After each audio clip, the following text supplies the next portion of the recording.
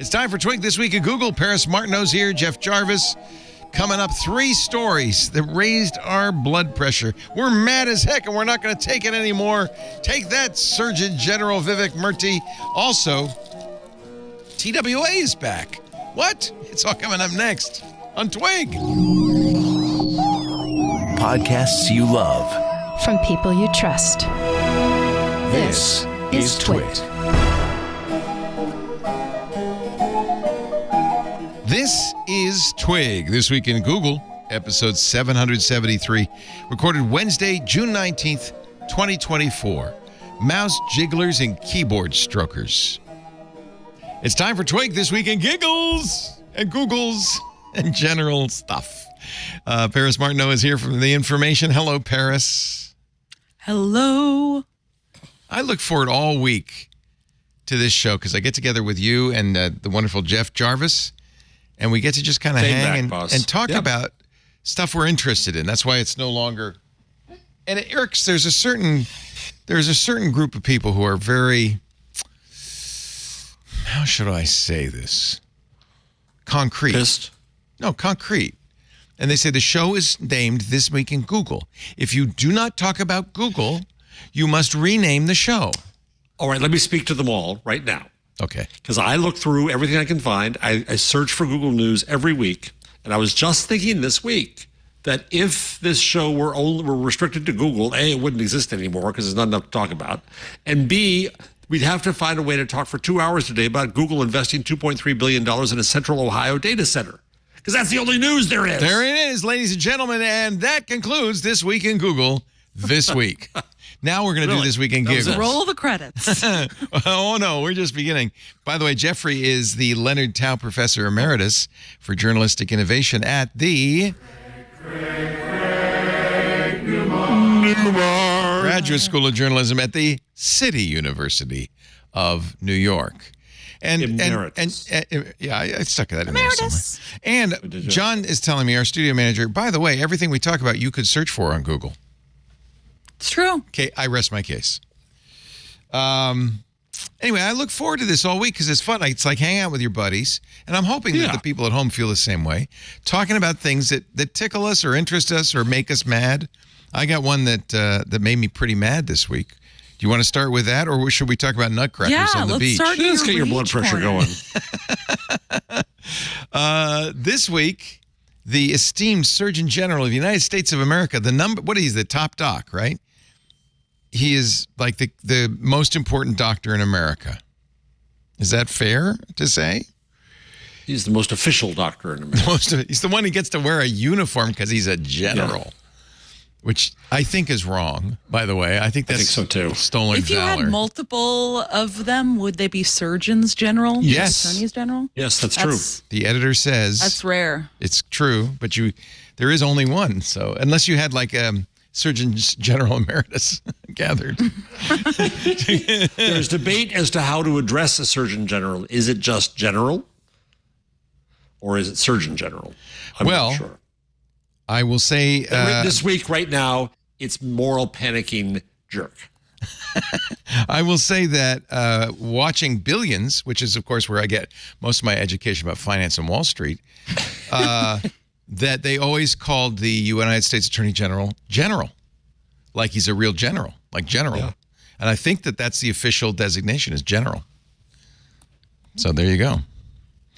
But the story, as the story goes, the Vivek Murthy, who is the Surgeon General of the United States of America, has declared, in fact, that social media should have a warning label on it because it is so harmful, no evidence, to our children. Oh, boy. Yep. And his doctrine here is that it is harmful unless they prove it's harmless. Oh, boy. He just presumes. In the lead of his New York Times column, he admits right off the bat that there's no evidence. Like, if we feel this, we should do it. Mike Mazik has an excellent piece, highly, beautifully written. And in this case, he got it into Daily Beast. Daily Beast, thank you. Okay, Google, stop. What the hell? Google really this is why wants we to be can't on this talk about show. Google on this Yeah. show. We should make Google a fourth guest. Yes. Yeah. Anyway, Masnick points out that, first of all, a lot of this is coming from Jonathan Haidt's book talking about this. And Haidt is a professor, a sociologist who says there is evidence, but has been kind of criticized by many, including what Mike Masnick calls the leader in this field. Cynthia Ogers, is that her name? I'm trying to. Yes. She wrote a piece. We've quoted it. We talked about this when it came out. Yep. Saying the real danger here is by saying, oh, you know what? It's social media. And by the way, his evidence, the general's evidence is, well, what do you think would happen if somebody stares at a phone for 5 hours a day? That's literally his evidence. Well, Yes. it's got to be bad for you because they're not hanging out with their friends. Well, actually, they're hanging out with their friends, Murdy, just because you have no friends on Insta. Anyway, for them, that's social. But what Oger says, which I think is really important, again, she is the foremost expert in this, is this actually makes it worse because for a variety of reasons. First of all, you may be overlooking mental health issues that this is a symptom of, not the cause of. By declaring it to be the cause, she says, correlation is not causation. But if you declare it the cause, then you stop looking for other causes. There may well be a mental health epidemic among young people. There's a very limited number of counselors in schools these days. There's very little opportunity for kids to go somewhere to get help. So often, she says, they turn to social media and their peer group. It's the only place they can get help. Furthermore, minority groups like LGBTQ people and others, trans people, go to these social networks because that's where they can find their peers. That's where they can find affirmation for themselves, especially maybe in a societal context, their school and at home where they are looked down upon. This could be a very valuable tool for many of these kids, says Ogers. And to declare it, to put a label on it like a cigarette, we know cigarettes kill you. I'm also just baffled by that decision. I mean, I guess it makes more sense with tobacco products because each time you're purchasing a discrete product, you're buying a pack of cigarettes or a carton with which each have this label on it. Where would the label be on Instagram? On the app It'd be icon? like our click. Like the Europeans and the click, probably. Every time you go into it, this is harmful to you. Are you sure you want to do this, you idiot? I don't want people to think that this is going to happen because he doesn't have the authority to do that. He's just saying it should. He wrote an editorial. It requires congressional action. Well, it's got, but this will just give Congress, and they've been screaming for it. And if I may, I'm going to read from a certain book. A fabulous book, by the way, which everyone should buy immediately, called The Web We Weave. My favorite I have a whole bunch of studies trying to fight against hate. Oxford's Amy Orban and Andrew Przybylski, who are two other experts from the UK who do a lot of research here. They analyzed 3 large-scale social data sets with more than 350,000 subjects.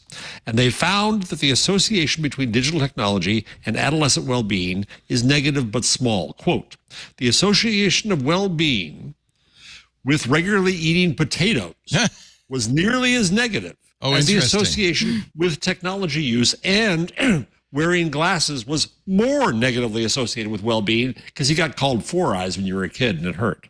Well, they should put warning labels on glasses and French fries. Require contacts for all people. There's no data here. And the New York Times takes his op-ed, splashes it like crazy. The Washington Post, God bless them, did reporting immediately saying, researchers don't agree with this. They don't find the evidence. They shouldn't do this. And the next day, the New York Times buries a story saying, not everybody agrees with Murthy here. It's moral panic and sensationalism. And it's going to affect the freedoms of the internet. I will defend the New York Times here because he is the Surgeon General. And but they should have had a story at the same time. Maybe they should have explained that it's not given context. Yeah, yes. I agree. They should have provided context. But if the Surgeon General comes to you and says, I want to write an opinion piece, you're going to, that's appropriate for the journal. They didn't have to put the lead of the paper on it and online, and they should have done reporting. Yeah. If they were going to do that and make a news story out of it, should have I agree the news team of the New York Times should do reporting on it, but they wouldn't have been able to release it simultaneously because the New York Times newsroom is completely separate from opinion. So they have no idea what. That's a very good point. Yeah. Well, actually, my friend, no. The news story went up at the same time as as I saw it, went up at the same time as the op-ed. I think so. But one was You're wrong. placed. Sorry, So what your wrong. argument is, one was placed higher than the other. They didn't. The news story promoted the op-ed. Look what we got. Oh. So they didn't know. Anyway, you might say, well, you guys have a dog in this hunt. You're a tech podcast. Of course, you're going to defend social media. The New York and so Times forth. is a dog in the hunt. Well, They're what is the New York? anti-internet. Oh, because the New York Times doesn't like social media. They don't like the internet, yeah. They don't like the internet. New York Times. Yeah. So I hope he gets a lot of criticism for this. I think it's shameful for somebody who is supposedly a man of science to propose something based on with absolutely zero scientific evidence. Especially somebody with the importance of the Surgeon General. When the Surgeon General of the United States announced that smoking caused cancer, that was really important. And that office should carry that kind of weight. But when you throw out this garbage science, people are not. And he, by the way, compares it to the warning labels on cigarettes. Well, the other thing that's interesting, Leo, is that in my book, the Web Weave coming out in October, I also looked at Moral Panic's past.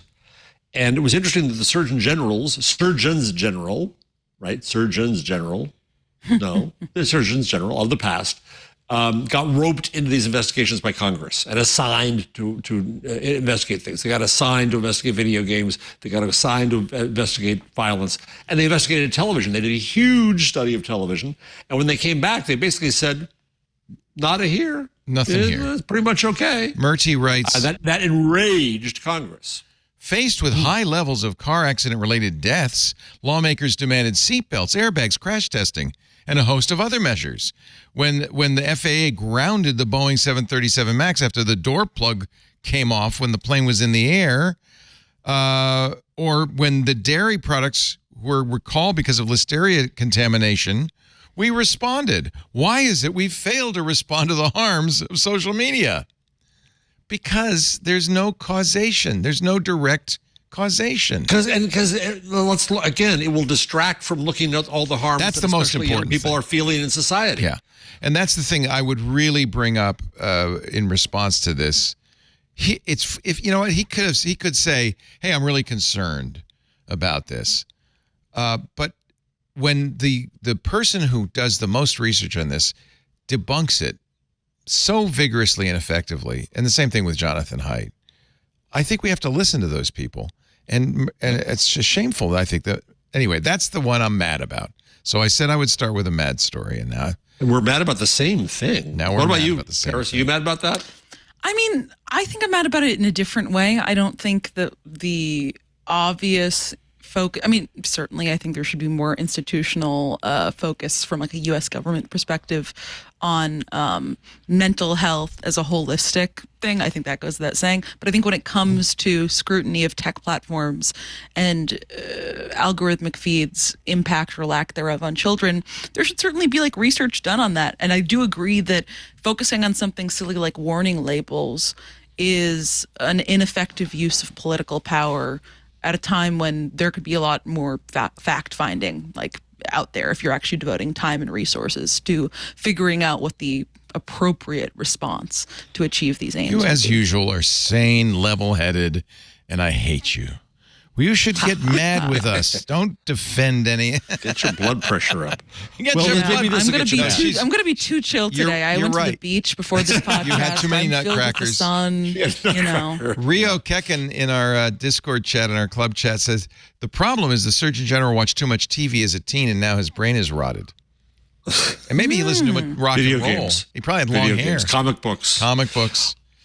Well, all right. Here's a way, Paris, that it's being brought into life. Did you see what Los Angeles is doing? Is proposing to do? No.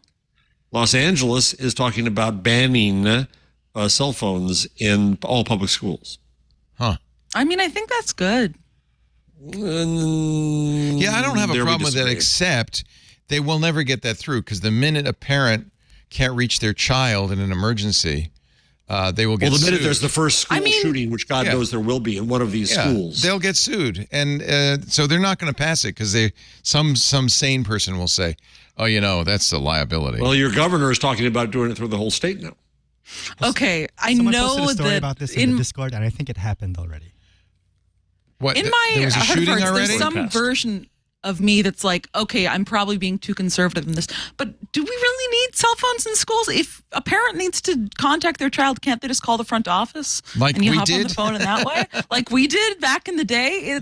Similarly, perhaps I'm just not thinking of some possibility, but if there's a school shooting, all the kids are hunkered down under their desks. No, in Probably don't Uvalde, need they to were be- calling for help. They were calling for because help. the police weren't doing it. In Uvalde, they were Yeah. calling for help because there wasn't help and the police wouldn't come in. Well, that's the and they problem. called for more. There's a Yeah, larger I mean- problem, admittedly. Yeah, than there not is a having larger cell phones. problem. I think, I'm not against it. And I am very sympathetic to teachers who have to teach to classrooms these days. I remember when my kids were in high school, the teachers, it wasn't cell phones yet, but it was a one-to-one classroom where every kid had a laptop provided by the school. And it was really, before the teacher could do anything, they had to insist, close the laptops. The laptops must be closed.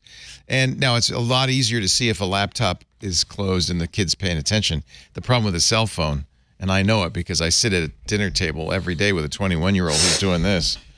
We got, Michael, we know what you're doing. What? We know what you're doing. It's really easy to hide a cell phone. I wouldn't object if a teacher said you have to leave them at the door and there's a table. Well, many there and you put teachers them do, there. by the way, right? That's okay, but to say that they're banned in the school, That might be going There too are also far. educational What about tools lunch? now these days too. Yeah, Lunch. so the LA School Board will ban students from using cell phones during the school day. Oh, they're gonna Questions do it. loom on how to do it is what this is. I think that it's not like if you want to do a similar system that some concerts have, where if you walk in, you get a little Faraday Faraday bag, pocket or something like that, and you got to keep your phone in there till the end of the school day. That's what David Chappelle Okay. does. He doesn't want his jokes stolen. All right, I got one more. If your blood pressure is not yet high enough, then we're going to stop. Well, I got one more to get your blood pressure up. You remember when Alex Stamos was on our show? Wonderful, smart guy, brilliant security guru. And at the time, he was the director of the Stanford Internet Observatory, which had done Which he founded and done really important, valuable work pinpointing disinformation and attempts to sway our elections by foreign countries like Russia. It was a very important effort. Well, Stamos left a couple of weeks ago to get a job in private enterprise, actually in November. Renee DeResta, who was the research director, left last week because her contract was not renewed. Other staff members' contracts expired this month, and now Stanford is saying that we are going to shut down the Stanford Internet Observatory while retaining the branding, which is really cynical. But the reason why is what got my blood pressure up. This is from Casey Newton and Zoe Schiffer writing in their excellent Platformer newsletter. The shutdown comes amid a sustained and increasingly successful campaign among Republicans to discredit research institutions and discourage academics from investigating political speech and influence campaigns. The Stanford Internet Observatory, SIO, and its researchers have already been sued three times by conservative groups alleging its researchers colluded illegally with the federal government to censor speech, forcing Stanford to spend millions of dollars to defend its staff and students. And Stanford might have been willing to do that, but it got worse. In parallel, Republican House Judiciary Chairman Jim Jordan and his Orwellian Subcommittee on the Weaponization of the Federal Government have subpoenaed documents at Stanford and other universities and then selectively leaked fragments of them to friendly conservative outlets, misrepresented their contents in public statements, and in an actual weaponization of government, Jordan's committee has included students, both undergraduate and graduates, in its subpoena requests, publishing their names and putting them at risk of threats or worse, Disgusting people. endangering those kids. And Stanford, even if they could withstand the lawsuits, I think probably rightly said this is too risky. But they're talking about shutting down speech. But they're not the only ones. Harvard did the same thing. Harvard has done the same thing in a couple ways. And then a story last week in the New York Times that the movie about The Apprentice can't find an American distributor because they're scared of Trump. The chill is working, and he's not even in office. Renee, it's important to add, if I may, that she has a brand new book out this month, Invisible Rulers, The People Who Turn Lies into Reality. And I emailed her after this happened to see how she was doing. And she said that in the book, it's about propaganda campaigns, including this specific one. And it's about how universities and institutions don't understand the game that they're in now or how public opinion forms. And she's looking for a job. So, yesterday when we were on YouTube, we got a broader range of comments than we normally get on our streams, including a number of people, although it may well have been one person and a couple of sock buckets, saying, if you had more conservative voices, if you didn't insult conservatives all the time, maybe you wouldn't have a declining audience. You can't insult half your audience. To which I would like to respond. I didn't respond there, but I would like to respond now because we're doing what that person would say is losing our audience. I have nothing wrong with I have no bone to pick with conservatives. In fact, my wife's a Republican, or was. We have conservatives on the show, including a number of people I won't out them and their politics. Conservatives aren't the problem. What you're saying really isn't conservatives. You're saying if you didn't offend MAGA Republicans or Trumpers, you would have more people listening. And I have to tell you, because I believe in conservative values like our Constitution, our democracy, in integrity in elections, I don't want those people on our network. I don't want them. This is a program intended for you, intelligent people. If you believe in such a patently corrupt person who is really, watch the Jonathan Oliver last week tonight on Sunday, really intends to bring this government down the minute he's elected with the help of some very evil people. Those aren't conservatives. They're the opposite. They're activists. They're anti-American. They are very anti-institutions. Against institutions, against the Constitution. So believe me, conservatives I have no problem with. Here's but something, if Leo, you are a MAGA Republican is offended by us talking about, for instance, Jim Jordan's attempt to blackmail Stanford, if you think that's inappropriate, I'm sorry, you're in the wrong place. But that's not anti-conservative. Yeah, the Joe Rogan podcast is always looking for more listeners. There's plenty of places for you to go. Sad to say. It's very scary. Go ahead. The paradox of this, and I wrote about this in the Gutenberg parenthesis, is that, and like a good conservative, I'm a capitalist, I'll sell my books all the time, is the paradox of conservatism now, is that conservatism was about preserving institutions. And progressivism was about changing institutions. Well, now it's completely flipped, where the conservatives are attacking the institutions and the progressives, Isn't that liberals, weird? are in a position of having to defend the institutions. I like good old-fashioned conservatives. If it means defending the Constitution, I'm all for it. I'm getting more conservative in time, to be honest with you. Anyway, yes. So there are 3 stories to get your blood pressure up, and maybe what do you take for blood pressure? Do you have a device that'll help the blood pressure, Leo? Like you put it on your tongue Just and go on it'll your calm you down? ears. People earlier before the show, I'll show you. I'll give them a little plug on the show. This is a very expensive device. For years, I've had ringing in my ears, as have you, Benito, our producer, and many of you. I know many of you have what's called tinnitus. You do too?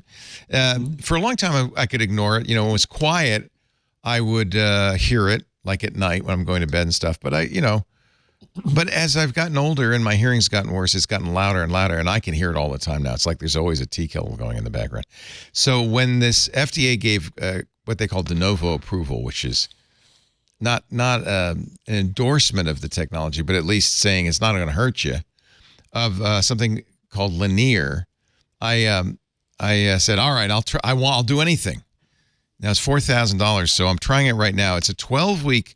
It's the money isn't the hard part, by the way. It's a 12-week program, half an hour, twice a day.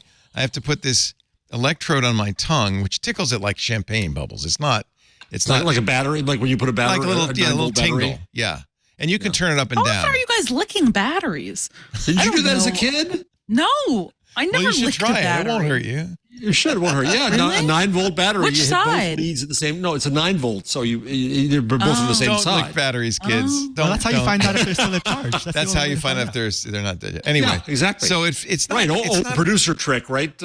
yeah. You know? It's not super strong. It's not bad. It tingles your tongue. They call it bimodal. I don't know. You can see the information at lenire.com. And then at the same time as it's doing that, you're wearing these headphones that the audio, you have to go through an audiologist to get this. The audiologist has it programmed to your hearing frequencies. And then this little box plays a half hour of kind of music and pink noise and water dripping and flutes and cellos and synthesizer going brrr, and it's doing scales, and actually it's very soothing. It's kind of like meditating for half an hour a day. So I've been doing this half an hour. I've only been doing it 2 weeks, for half an hour twice a day for 2 weeks. And in 12 weeks if it helped. So far nothing. What is it? What is it? It fools your brain into what? You know, there's a lot of, I don't want to say pseudoscience, but there's kind of a mumbo jumbo stew of. So the Surgeon General will like it then. He'll love it. It's a little woo-woo, but there's a lot of success so far. And they have a lot of Yeah, it's clinical woo-woo, but trials. so are the sounds in your ears. Yeah, They go, well, that's right. woo, woo, woo. What they point out is no one knows what causes tinnitus, and nor do we know how to cure it. And this doesn't cure it. What this is doing, they say, is training your brain to ignore it better. And 83% of patients in their clinical studies said, yes, we'd recommend this. It worked or it helped. It doesn't get rid of it. It helps. Who knows how it works?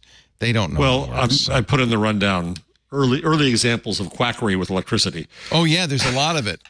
There's a lot. Yeah. As soon as electricity was discovered, people started playing with it because, you know, the impulses in our brain are like electrical activity. And they say it literally is electrical activity. Yeah. Well, is it? Yeah. I mean, is it? In here, Leo, is the bipolar electric belt. Yes, I know. Pulvermachers. You know what's back? Remember in the old days, like Three Stooges, the women would go to the health club and they'd get jiggled. Yeah. That's back. That's back. The little jiggle bands. Jiggling is back. Finally. Back. Anyway, I told people that I would try this and I would report back to you. 15% of Americans have tinnitus. They've done clinical trials. It's been very successful in their clinical trials. You know, Joe Scarborough says he has bad tinnitus. Everybody does. Is it tinnitus or tinnitus? Both. I think it's tinnitus, but I don't know. No, my audiologist says tinnitus. It's both. Oh, okay. Both are accepted. So it's just, anyway, I thought I'd mention that I do that. And it does help with your blood pressure. You know what may work just as well? Meditating half an hour twice a day might do the same thing. It might just be that, right? But then you have to not be mad for a half an hour, and that's hard. Oh, well, I'm not when this is Very going hard. on. The hardest thing about this is not falling asleep. They say, don't do it lying down. You'll fall asleep. And it's true. You have to sit up. And even then, you kind of drift off a little bit. Is it the same thing you listen to every time? It's just a loop? Yeah, that's what's weird is when I thought this is going to be awful. But it's relaxing. And yet it's the same thing. It's not music. Sort of music is this. There's a scale da da da da da da da da da da da da da da over and over and over again. But the synthesizer's doing that would drive and your tongue's going and they've got little things rain in your ears and pink noise and stuff. I think it's trying to distract you. I once lived next to a woman in my first apartment in New York who had a piano in her apartment, and these were thin walls, and all she ever played was scales. Just once play something else. That was all for hours on end. Scales drove me completely batty. But she was relaxed. All right, let's take a break, and when we come back, I got nothing. I didn't get a laugh, a smile, nothing. God, you guys, tough audience. When you come back, we might crack a grin. Who's to say? Crack a grin when I come back. I want to know more about Nutcrackers is what I want to know. Paris has joined us. She cut short her day at the beach. in Hey. in New York City. It feels like I have a sunburn, so might have been wise. I don't know. Your friends are still there enjoying their Nutcrackers. Did you use I think- your suntan lotion? I use suntan lotion. I'm mean- just very pale. I don't know. It's the sort of thing where I can't tell whether it's just my skin is happy it was in the sun or if You I glow. You are have to be glowing. early. You are glowing. I'm You look- glowing a little bit. Yeah, It's no, true. it looks good. Not too much. No, I You're think not my burned? friends are back from the beach now. Okay.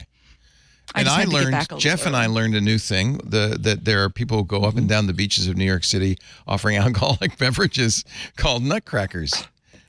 Yeah, it's a fruity alcoholic beverage served in kind of a to-go bottle.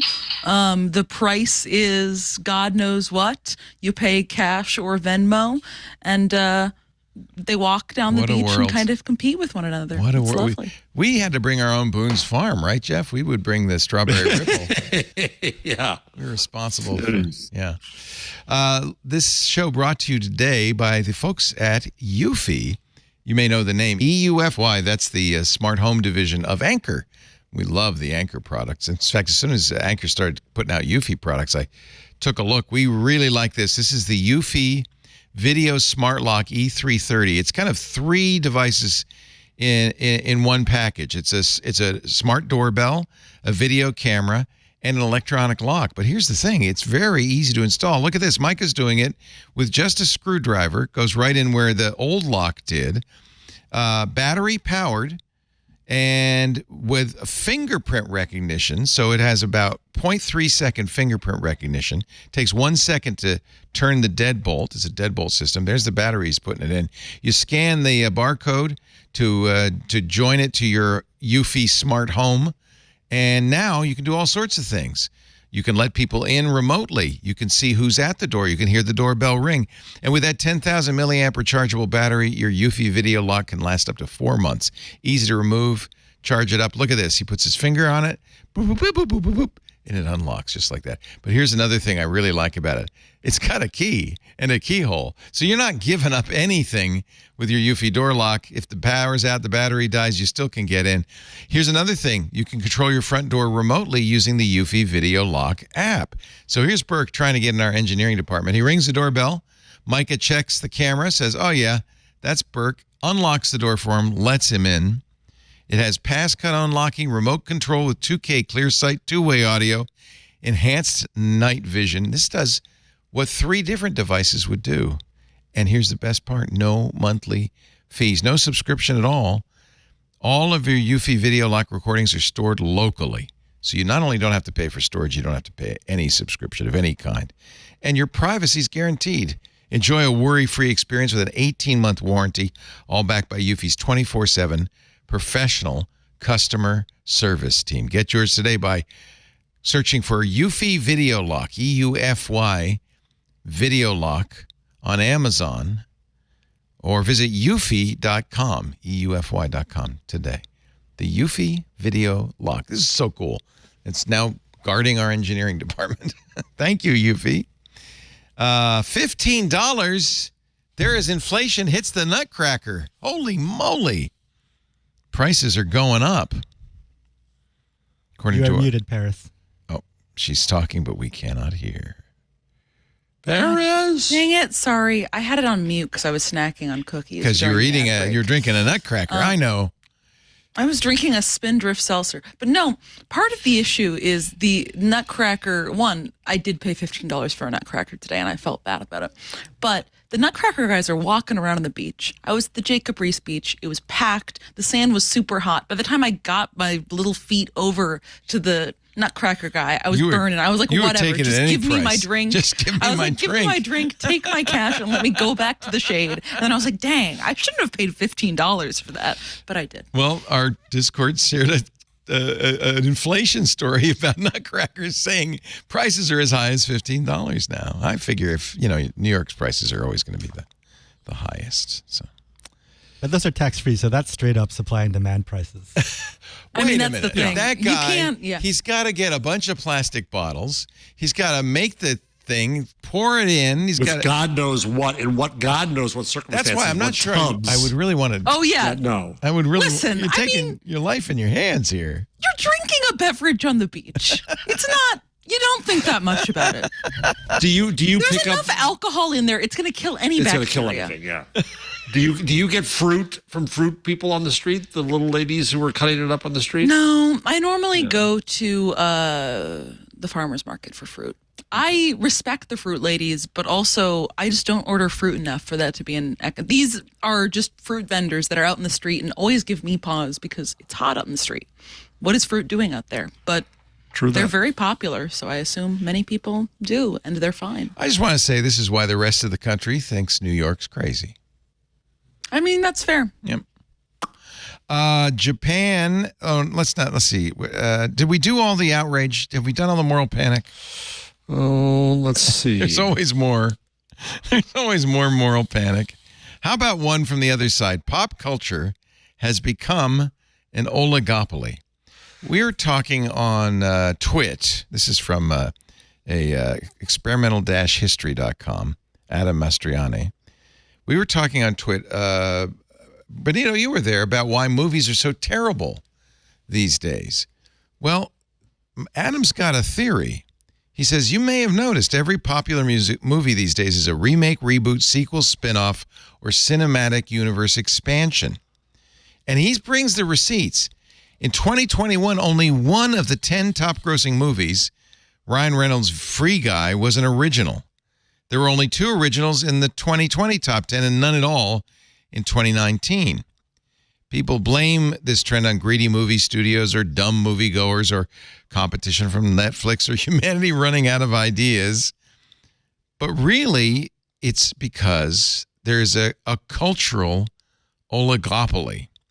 What used to be winners take some in not just movies, but in movies, TV, music, books, video games, has grown into winners take most and is now verging on winners take all. That kind of, I have to say, it resonates with me. I'm wondering what you think about it. He has look at this chart. Movies in the top 20 by revenue that are prequels, sequels, spin-offs, remakes, reboots, or cinematic universe expansions. This is 1980, 2000, it really starts to go up, and it's nearly 100% by 2020. That's pretty clear. So, as a former TV critic and movie critic person, I disagree with the premise to this extent.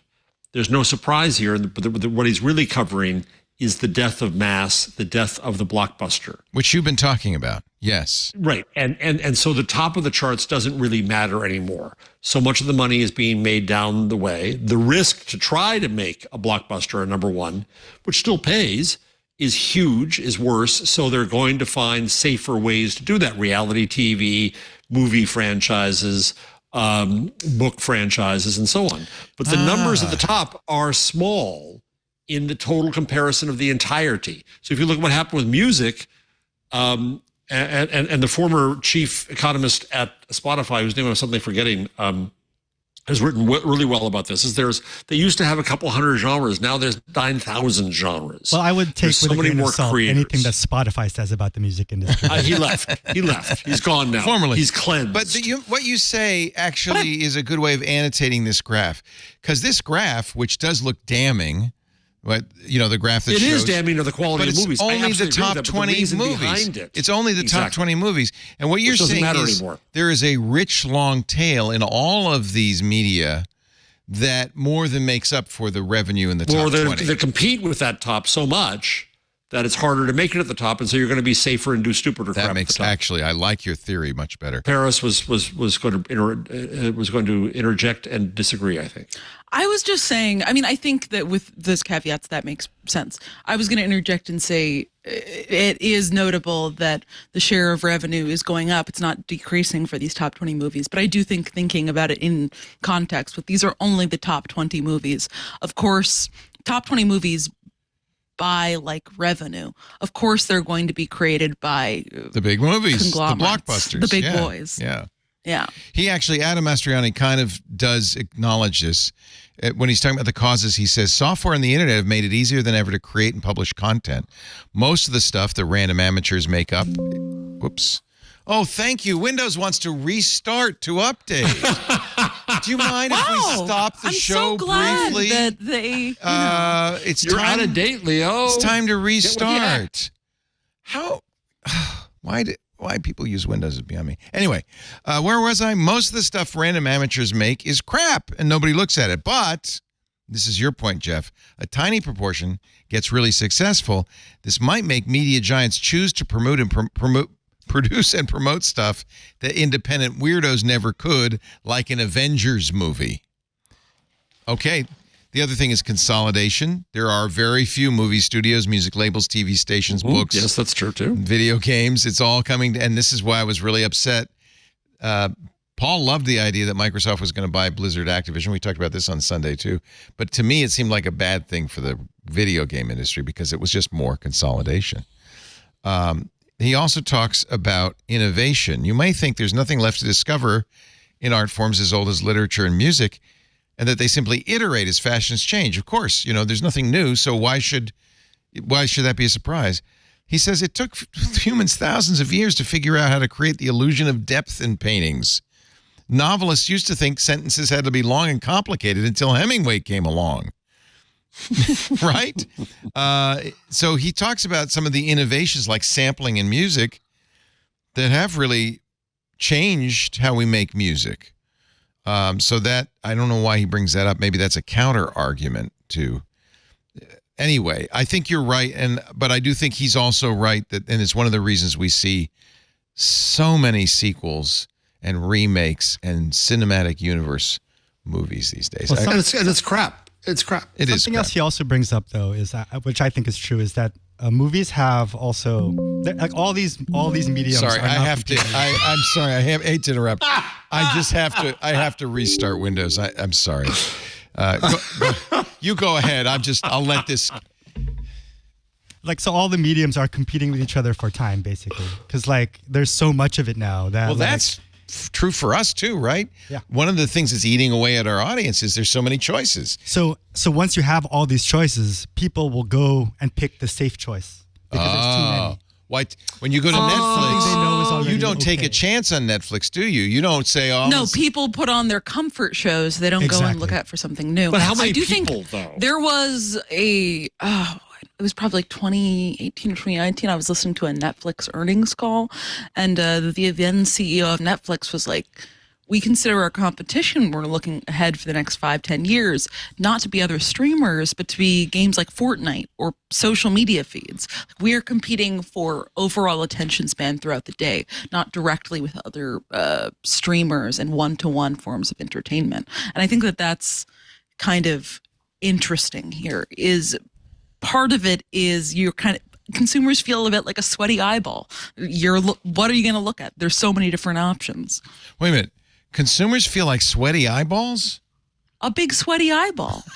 An eyeball that's just big Are you and sure sweaty from all the stress. You only had one Nutcracker? Yeah, I think she was in the sun a little too long. You know what's really annoying? Remember that tone that Windows said you got to update? No. So I pressed update and it didn't. Wow. It's not. But at least you could hear that tone. Yes, it wasn't at 9 kilohertz. All right, you sweaty eyeballs. Let's find something else to talk. I don't know why, but I had an editor who for years would use the phrase "a big sweaty eyeball," and it has worked its way into my vocabulary. Yeah, that makes somehow. no sense. With It regard, doesn't. I remember it doesn't make any sense. With regard I remember to what? asking this. Like, that's your audience? I mean, I think it is more of the one-to-one is overwhelmed by choice or like choice paralysis, something like that. Yeah, That well, doesn't make any sense. no, it doesn't. But I understand. Casey Johnston, I'm sorry. Okay. Well, Paris, there is a Sweaty Eyeballs animation festival. Is there really? I did I'll see that. put I in the Googled Discord. sweaty eyeball Yeah. and nothing came up. It's coming to Baltimore, October 28th. You better get going. Wait a minute. It says October 28th through 20th? That's confusing. Okay. 18 through 20. Oh, 18. Okay. I can't read very well. I'm using Windows. SweatyEyeballs.com. But what does it mean still?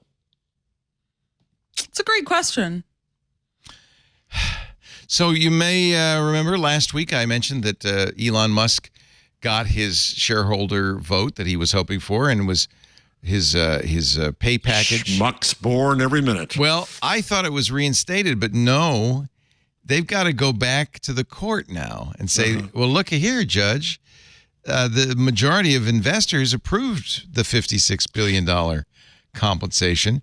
The judge has it again. It's just starts it all over again. But Leo, don't they? But he says he's going to move the headquarters to Texas because he doesn't like Delaware anymore. Well, yeah, because of the Delaware Chancery Court. I don't know.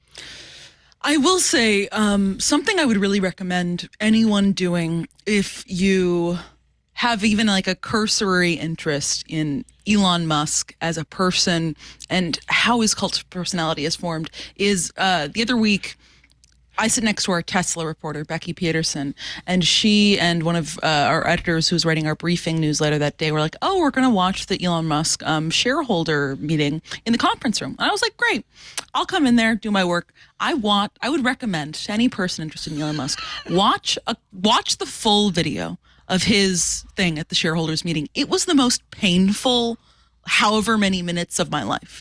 He legitimately, I think in the first 5 minutes of it, he like fails to put together a single sentence. He is like, hey, thanks guys. Like unable to articulate words.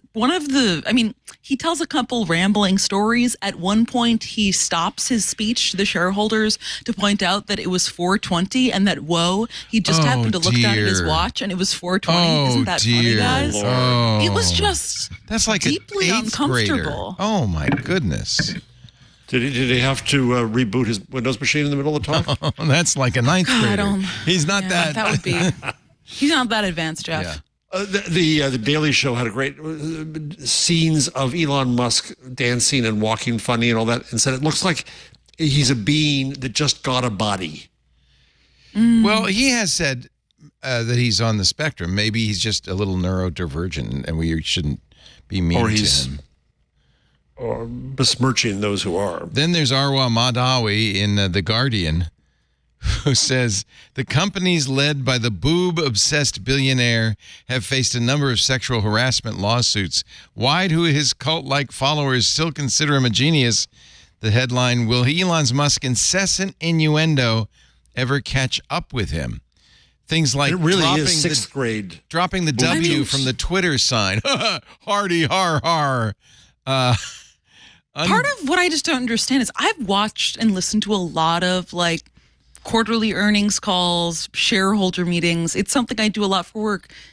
I've never seen maybe this was just his public speaking persona, but it seemed like he was just winging it.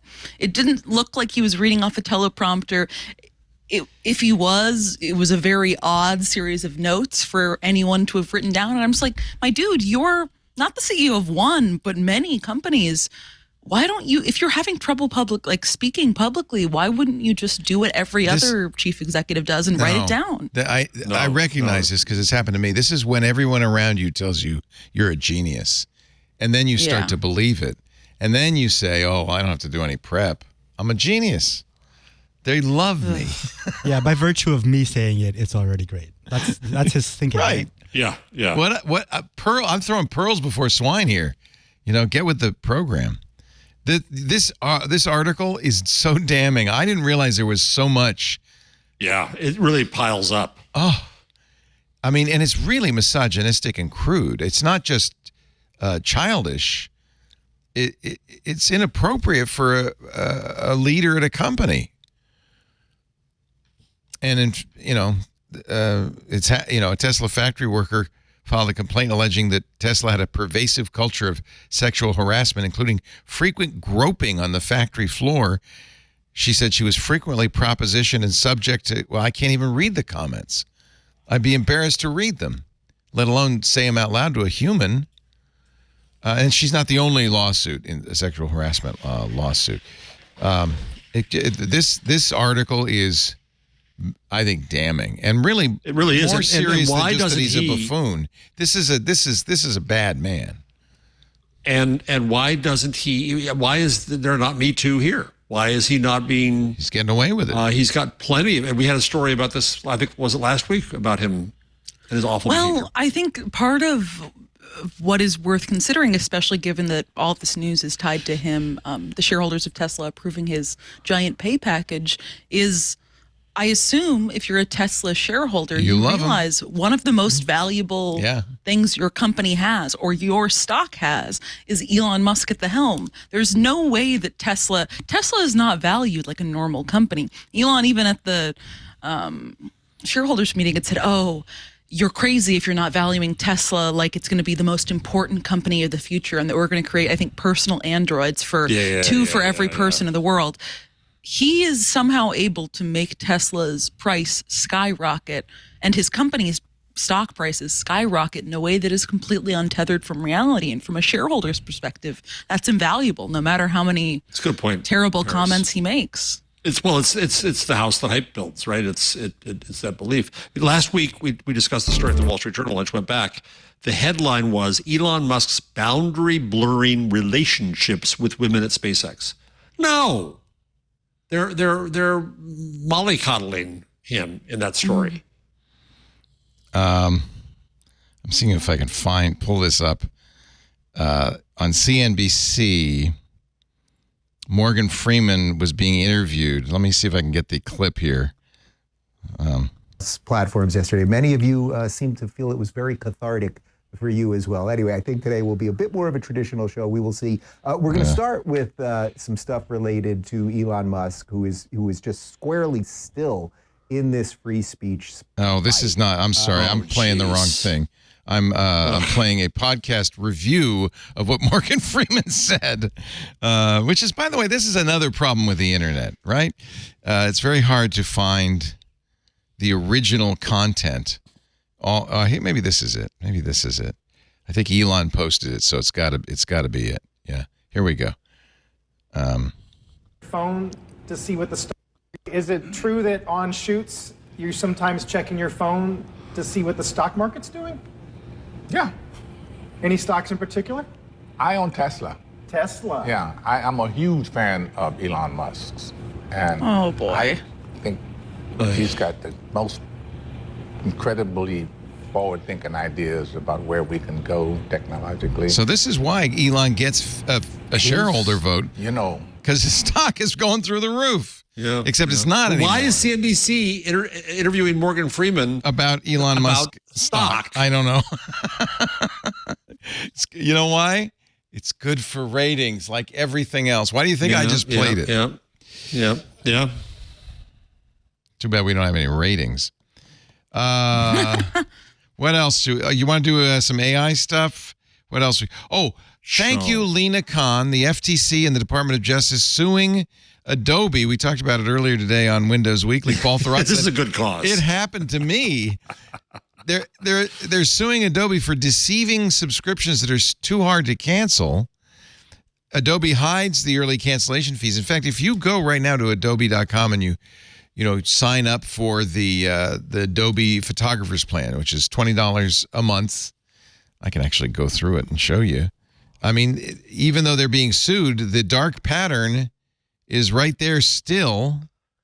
Let's see. What do I want to get? I want to subscribe to... Last week I wanted to password protect documents. My university required it for my retirement. And I would have to subscribe to Adobe to do it. Right. And I said, screw that. I'm using FedEx. Here's the photography thing. So look at this over here. Look at it closely. It's $19.99 a month or $239.88 a year. But that's the same price. This is the annual plan. Okay, well, wait a minute. Fees apply if you cancel after 2 weeks. So you sign up for $20 a month. That's $240, right? I didn't know that. Oh, and That's then if you awful. cancel after 14 days, your service will continue to the end of that month's billing period, and you'll be charged an early you'll be charged an early termination fee, which is not specified. Wow. Slime balls. The FTC says it's not specified because it's a lot, and they are going after him in court. And I have to say I'm all for this one. Yeah, this time I'm all on her side. The DOJ says Adobe has harmed consumers by enrolling them in its default, most lucrative subscription plan without clearly disclosing important plan terms. They hide the terms of its annual paid monthly plan in the fine print behind optional text boxes and hyperlinks. They fail to properly disclose the early termination fee incurred upon cancellation that can, get ready for this, amount to hundreds of dollars. When Bring back shrink wrap. Yeah, when customers do attempt to cancel, the DOJ alleges Adobe requires them to go through an onerous and complicated cancellation process that involves navigating through multiple web pages and pop-ups. It then allegedly... You have to chat with a support person and like beg them to let you cancel. Yes, and then it ambushes you with an early termination fee. This is exact. I mean, talk about junk fees. Like, talk about say AOL. Remember that great audio of the guy trying to cancel AOL? Yeah. Who was that? It was somebody we knew. I'm trying to remember who it was. Was it? Yeah. But this is like a long time coming, right? This has been happening. This has been in the works since the early 2000s. Yeah. Like everybody does this. We let them buy all of Macromedia. Well, we let them Adobe. do all that Yeah, stuff. yeah. And like here they are now, just owning everything. We let them get everything but Figma. They did, and Lena Khan stopped them, right, from buying Figma. Anyway, I am all for her judicious prosecutions of some of the worst offenders in this case. Apple and Meta are going to face EU charges. Apple and Meta both offered what they thought would be sufficient to satisfy the Digital Markets Act, the DMA, in the EU. Margaret Vestager says, not so fast. According to the Financial Times, they are about to go after Apple for their store plan, and they're going after Meta because Meta offers that you can pay us or we can spy on you. Which would you like? and the EU says neither of them are the spirit of the Digital Markets Act. The Financial Times says Apple will be the first to face charges, and that will be imminent any day now. So good. You know, sometimes government makes a mistake when it comes to regulating technology, but oftentimes they're the last defense against, just companies that just are going after you for all kinds of things. All right. So, I did want to ask you about this. Let's take a little break, and I have a story I want to ask you about. Mozilla has just bought an ad firm, of all things. But I'll talk about it in a second. I'm not convinced it's the wrong thing to do, but we'll see how Mozilla's fans take it. First, though, a word from our sponsor, a company you've heard me talk about a lot. In fact, I just talked about them on Windows Weekly.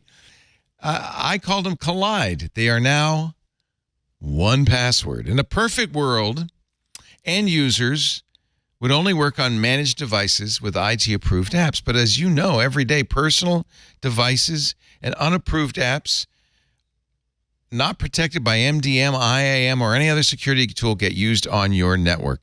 And that is a security nightmare. There's a giant gap between the security tools we have and the way we actually work. 1Password calls it the access trust gap, and they've also created the first ever solution to fill it. It's 1Password's extended access management. You may remember it as Collide. We talked about it. We were so happy when Collide got acquired by 1Password. Now they've taken it up into the 1Password umbrella, and they're calling it extended access management, which frankly is a little bit better description of what Collide does. They secure every sign-in for every app on every device. It includes the password manager you know and love, 1Password, and the device trust solution you've already heard about. We talked about it, called Collide. So it's Collide plus 1Password.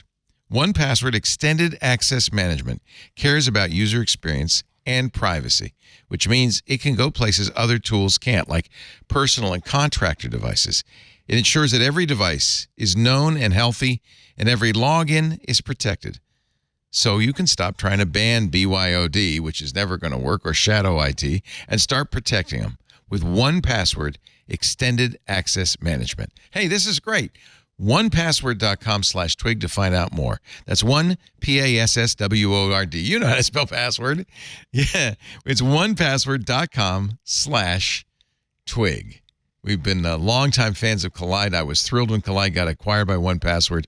1Password is one of the great products out there.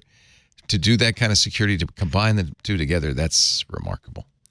So thank you, 1Password, for supporting This Week in Google. We're glad to support you right back. So Mozilla has announced that it has acquired an ad metrics firm called Anonym. And the Register raises this question. First, Thomas Claiborne writing in the Register. He says Mozilla is touting it as a way to help the online advertising industry support user privacy and give the advertising industry what they want, which is... while delivering effective adverts. Yeah.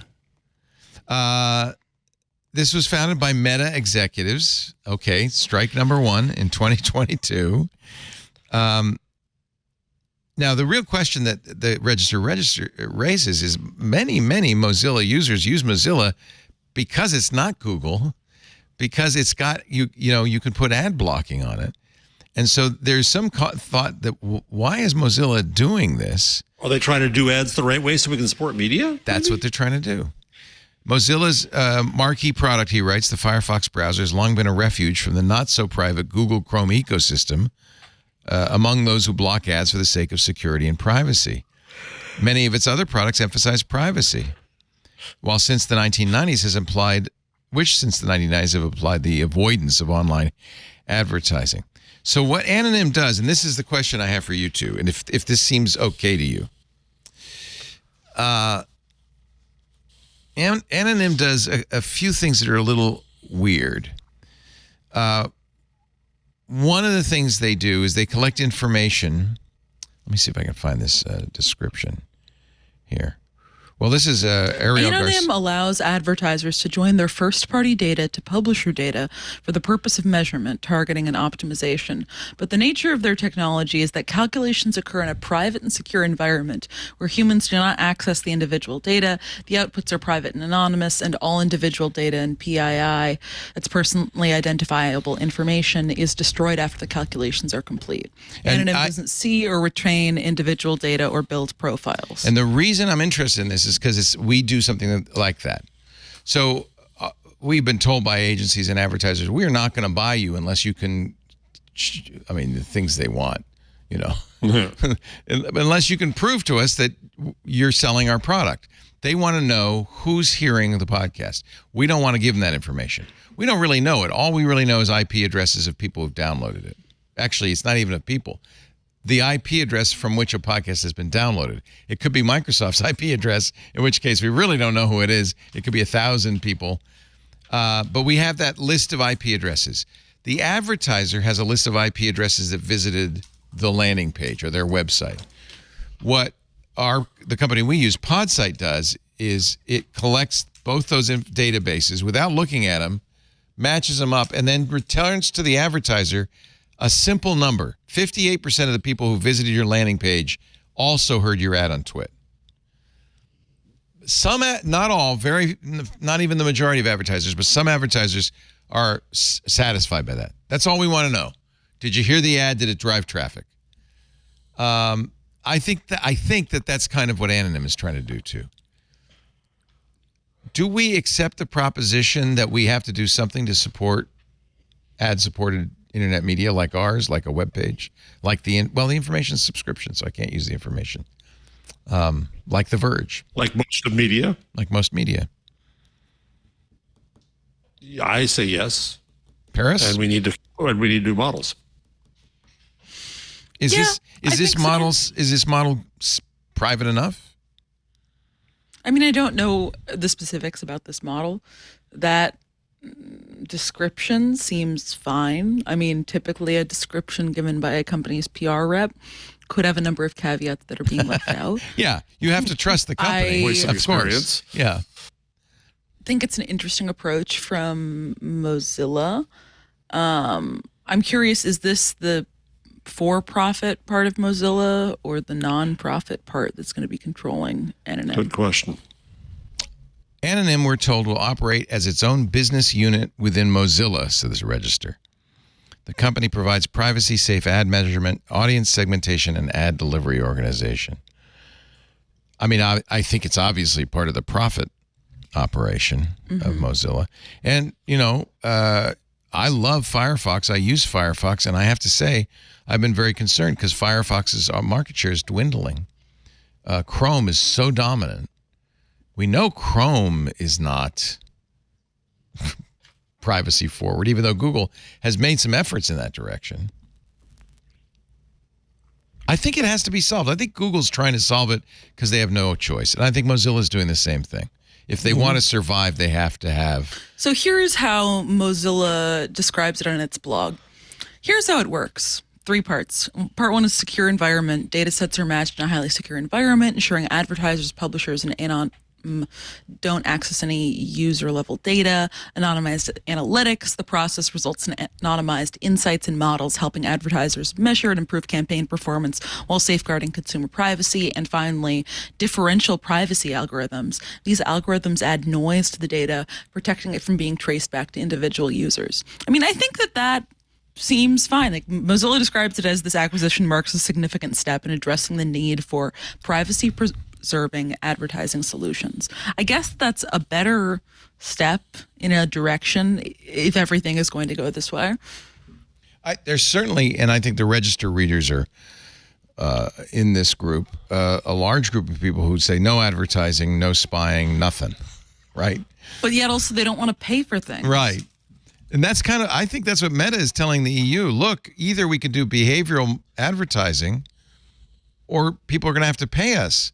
There's no middle ground. We can't survive without revenue. We have to get it from advertising or from the users. Or you do things like bad legislation to try to blackmail technology companies, or you accept government money and find yourself a conflict of interest. That's the worst Or you go to foundations with strings attached. Right.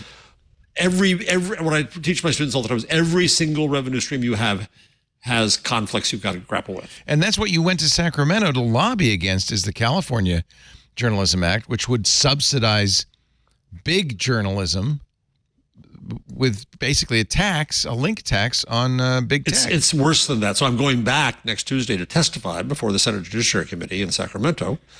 We're brought in by the Chamber of Commerce. And the latest version of the bill creates a fee, a tax, because it's government mandated, it's a tax, for accessing content. That's a tax on reading. That's offensive. Constitutionally, it's offensive to the enlightened society that we're supposed to be. And most of the money is going to go to hedge funds. A lot of it's going to go to big companies and big companies outside of California. And it holds 2 companies responsible for the entire fate of news, which is just naive. The people who have ruined news in California is the hedge funds. Tax those bastards. Yeah, I agree with you. I mean, in a perfect world, I use myself as an example. The product we produce is not free. Costs us more, a couple of $1 million a year to produce. We got to get that money from somewhere. We did quite well with getting it from advertising. In the early days, advertisers weren't so concerned about behavioral advertising. They were satisfied with referral codes, and impact. And impact. Performance. Yeah, they would look, and we always encourage them to look at performance too, but they would always have an offer code or they'd have a special URL. And for a long time, they were satisfied. Although there are companies, this really puzzles me, who when an offer code, sometimes it gets on the coupon sites, as soon as the offer code leaks out, they cancel it. And it's like, well, dudes, that just means more people are going to use it and buy your stuff. I don't understand. Yeah. Why? They said, no, we just want to know how well we're doing on Twit. And okay. It's, so they changed the offer code.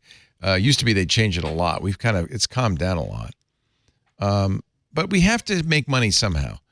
It's honestly, if in a perfect world, we would just charge you. We'd be like Consumer Reports. Or, of course, Consumer Reports really, I don't know how financially solvent they are. Oh, yeah. I'm sure they get government money, right? Or grants. No, I don't think so. But I think they depend on grants, right? Well, they also depend on, if you want to get the car rankings, you pay a lot. I pay. Yeah. I know. I mean, you pay like $50 a year. It's not. No, I don't pay that. It's $20 a year or something like that. It's not expensive. To get all of the ratings, I think they have lots of ancillary products. Well, no, I just subscribe to Consumer Reports. Oh, they may have other stuff. I did recently. I think they have philanthropic partners. Oh, yeah, absolutely. Craig Newmark was on the board for a long time. Okay, so they do. Craig supports lots of things. They do get philanthropy, but they're subscriptions, but they don't have any ads. honestly, and they say their slogan is ad-free, influence-free, powered by consumers. That's how I'd love to do this. And if we can get enough of you subscribe to Club Twit, I will do that. But it's not enough yet. We started, so I started that way, right? I said, no, we're never going to have ads. For the first year, I said, never going to have ads. Just like Google. We had a tip jar. It didn't work. We never made enough money to even just to pay me, let alone a staff or hosts or anything. So then we started doing ads, and that for a while was really good, right? For about 15, 16 years. We built that giant studio. I mean, we spent a lot. I spent tens of millions of dollars. I don't even want to add it up because I know it's more than that. But everybody made a living on it. It was good. But now it's starting to shrink. And I think I'm not alone. I think this is what you're seeing. The information is entirely subscription driven, right? Yeah. Also, I take back my quips about consumer reports. Yes, they get, I think, I just pulled up their 990 form. They get about 13% of their annual revenue, which is quite a lot of revenue, from donations, but the vast majority of it comes from online subscription sales. Yeah. 122 million. I have, and then 86 million subscription, newsstand. That's actually surprising. I know people to still me. Because they have all these specials. They have these car special. Well, and you need it. From and you need subscription, it. newsstand. Yes. So they say 6 million members. They call you members. It's $35 a year for the print. Ironically, it's $39 for digital, which is weird. And then if you want everything, it's $59 a year. So you're right. It is not inexpensive. But do you get absolutely everything? I think that there's some things. For $40 a year is reasonable for the amount of work it's well you're worth getting. it. They put dozens and dozens of hours into every single product review. And they buy the products. They don't get the products for free. They buy a car. All the cars they review, they buy. So it's an expensive project. God bless them. God bless the information. Jessica Lesson has proven you can do good journalism if you have unique value. Well, and that's copy everybody else. One thing I think we'll want to talk about a little bit is Perplexity. But just because which is an story, AI, I do want to do that, yeah. But just one of the lessons I have from Perplexity and Discover is really slick and very, very good, which is something. But every time you go to one of the stories, they do in fact cite and link to the sources. But what's so striking is you see how exactly same the sources are. We're rewriting each other. That's right. So NVIDIA passes Microsoft as world's largest corporation. DW, CNBC. Al Jazeera, The Guardian, Washington Post, they cite them all with the exact same story. Content. And each one of them is, oh no, Perplexity is stealing from me. No, they're rewriting each other. They're doing the same thing you're doing. They're doing unto each other. They're doing unto you what you've done to everybody else. A lot of journalism and sources for years. Is beet sweetener, which is a term I learned from Paris Martineau. Mm-hmm. That sounds like a salad I wouldn't eat because I don't like beets. I don't know. I mean, I think that, the context for what Jeff is talking about with Perplexity Discoveries, there's been a whole hoopla online the past couple of weeks over journalists at kerfuffle, yeah. Some might say a big kerfuffle over journalists at Forbes who found that Perplexity's Discover app was showing a kind of rewritten version of an article they'd published behind the paywall. And they were specifically criticizing it because I believe Forbes one has a do not crawl robots.txt on their website specifically for AI models. But two, they were saying they don't think the linking is adequate. And I'm looking right now at Perplexity AI's Discover thing for DeepMind's new model. And I can kind of agree. The links are like a tiny 2 in the corner, it's this. The links are approximately the size of one letter, and it doesn't say who it's How getting often, it from. when real reporting gets quoted elsewhere, is linking prominent back to you? You Almost get copied. all the time. Every linking single prominent? time. Yeah, it says according to the information with a link on it. Okay. And when it isn't, we're very mad. Good, as you should be. Yeah. Every place I've worked has been the same. And I mean, I agree. It's kind of ridiculous. Journalists rewrite each other's stuff all the time. It's definitely more of an industry quibble than anything of saying, hey, you're not appropriately citing my work, something that I spent months like working on. You just rewrote it and are trying to skim traffic off of it. But journalists do get mad at other human journalists for doing the same. So it makes sense that they'd get mad at Perplexity, especially because I think the thing that caused this to blow up is when the journalists from Forbes were like, hey, why did you guys rewrite this article? And barely prominently note that it came from us. Perplexity's CEO got really defensive and was like, actually, it shows on this web page that most of Forbes traffic comes from Perplexity, so you should thank me. And then, like, Forbes executive editor is like, that's not true at all. I've got to be snippy here for a second, because whenever I hit the Forbes paywall, I literally laugh out loud. Who's going to pay for Forbes? They do have some decent journalists, but all of the contributor stuff, all of the paid content stuff has cheapened the brand immensely over time. And among my choices of things to pay for, Forbes ain't getting anywhere near that list. Yeah, I mean, I think that that's a fair point. It certainly, the brand, despite the fact that I think over the last couple of years, they've done really well in hiring great tech journalists, at least. It's an uphill battle. And I'm sure it's made even harder by the fact that they have to be behind a hard paywall now, and they have a brand that has been tarnished in recent years by business decisions that have diluted the brand identity. And now you have things like Perplexity scraping work as well. So is this an app or is it the Perplexity website? How does this work? So Google Perplexity Discover. You could go on the web, or you can Hey, Perplexity.ai/discover. Yeah. Okay. It's kind of like it's a slick. news thread, but it is summarizing prominent news stories, I assume, using Perplexity. So click on one of those. Okay. Celtics are NBA champions again. Like, this is news that everybody knows. Right. Now, I'm actually doing And there the free they have version. prominent links right there. Right. NBC News, NBA, CBS CBS Sports, and 6 more Yeah, with but logos. scroll down. You know, like you can get into more detail about it. The and whole then story all is the here, links right? are, they're that. And who's going to do Yeah. that? I think that's what people are quibbling over. I think if you're It's just equivalent. looking at who won the NBA championship, you're going to stop right here. If you're a real, Right, which is okay. which is Yeah, okay, that's what 'cause TV you're does too. You're looking for that fact. If you're enthusiasts, you might use these links to read more about the games, about the personalities. The idea of Perplexity is, to me, is very much like when I was using Neva. I got introduced to Perplexity through Kagi, my other paid search, is to kind of give you a summary page of the information you might be looking for. And then if you want to go deeper, you can. But most people will be, I mean, it depends why you're going there. You may be well satisfied They just pick knowing stories who like won. that. You know? I mean, I wrote about this too. I think we have to look at it from the perspective. So we as journalists call sources all the time, and they don't get anything out of it. Maybe they get quoted by us, and that's nice. But they only get quoted, what we choose. And we make content out of it, and we make money out of it. And that's what we do. That's the way it works. I use the example in the piece that I wrote. Becca Rothfeld, who's a wonderful nonfiction critic for the Washington Post, reviewed John Ganz's book, When the Clock Broke. And obviously, John Gans and FSG, his publisher, get something out of it, right? But Becca Rothfeld rewrites his stuff, summarizes his stuff to get an article out of it that fills her space and that the Washington Post makes money on. This is the way journalism works.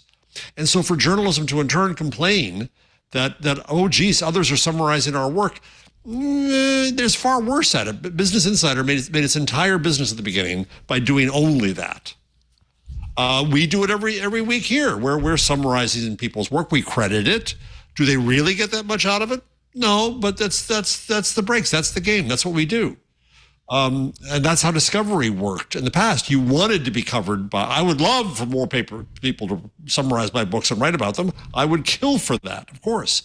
But that's the exchange that we made. So now comes Perplexity doing this, or AI, as when we get to agents doing this, and it just raises questions about how one becomes discoverable in this new world.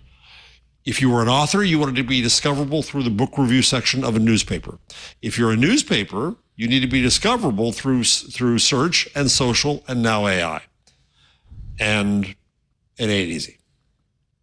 We kind of crapified the whole place, didn't we? Mm-hmm. Media did a great measure of it, I think. Is there a fix? Is there a solution? I think the information is one example. Heat death of the universe will solve it all. The information works. I mean, there are a handful of newspapers in the United States that have a paywall that make money. New York Times, the Wall Street Journal in particular. Journal, to me, the information is like the Wall Street Journal. You pay for it because it helps you. You make money in your job. You make money in your investments.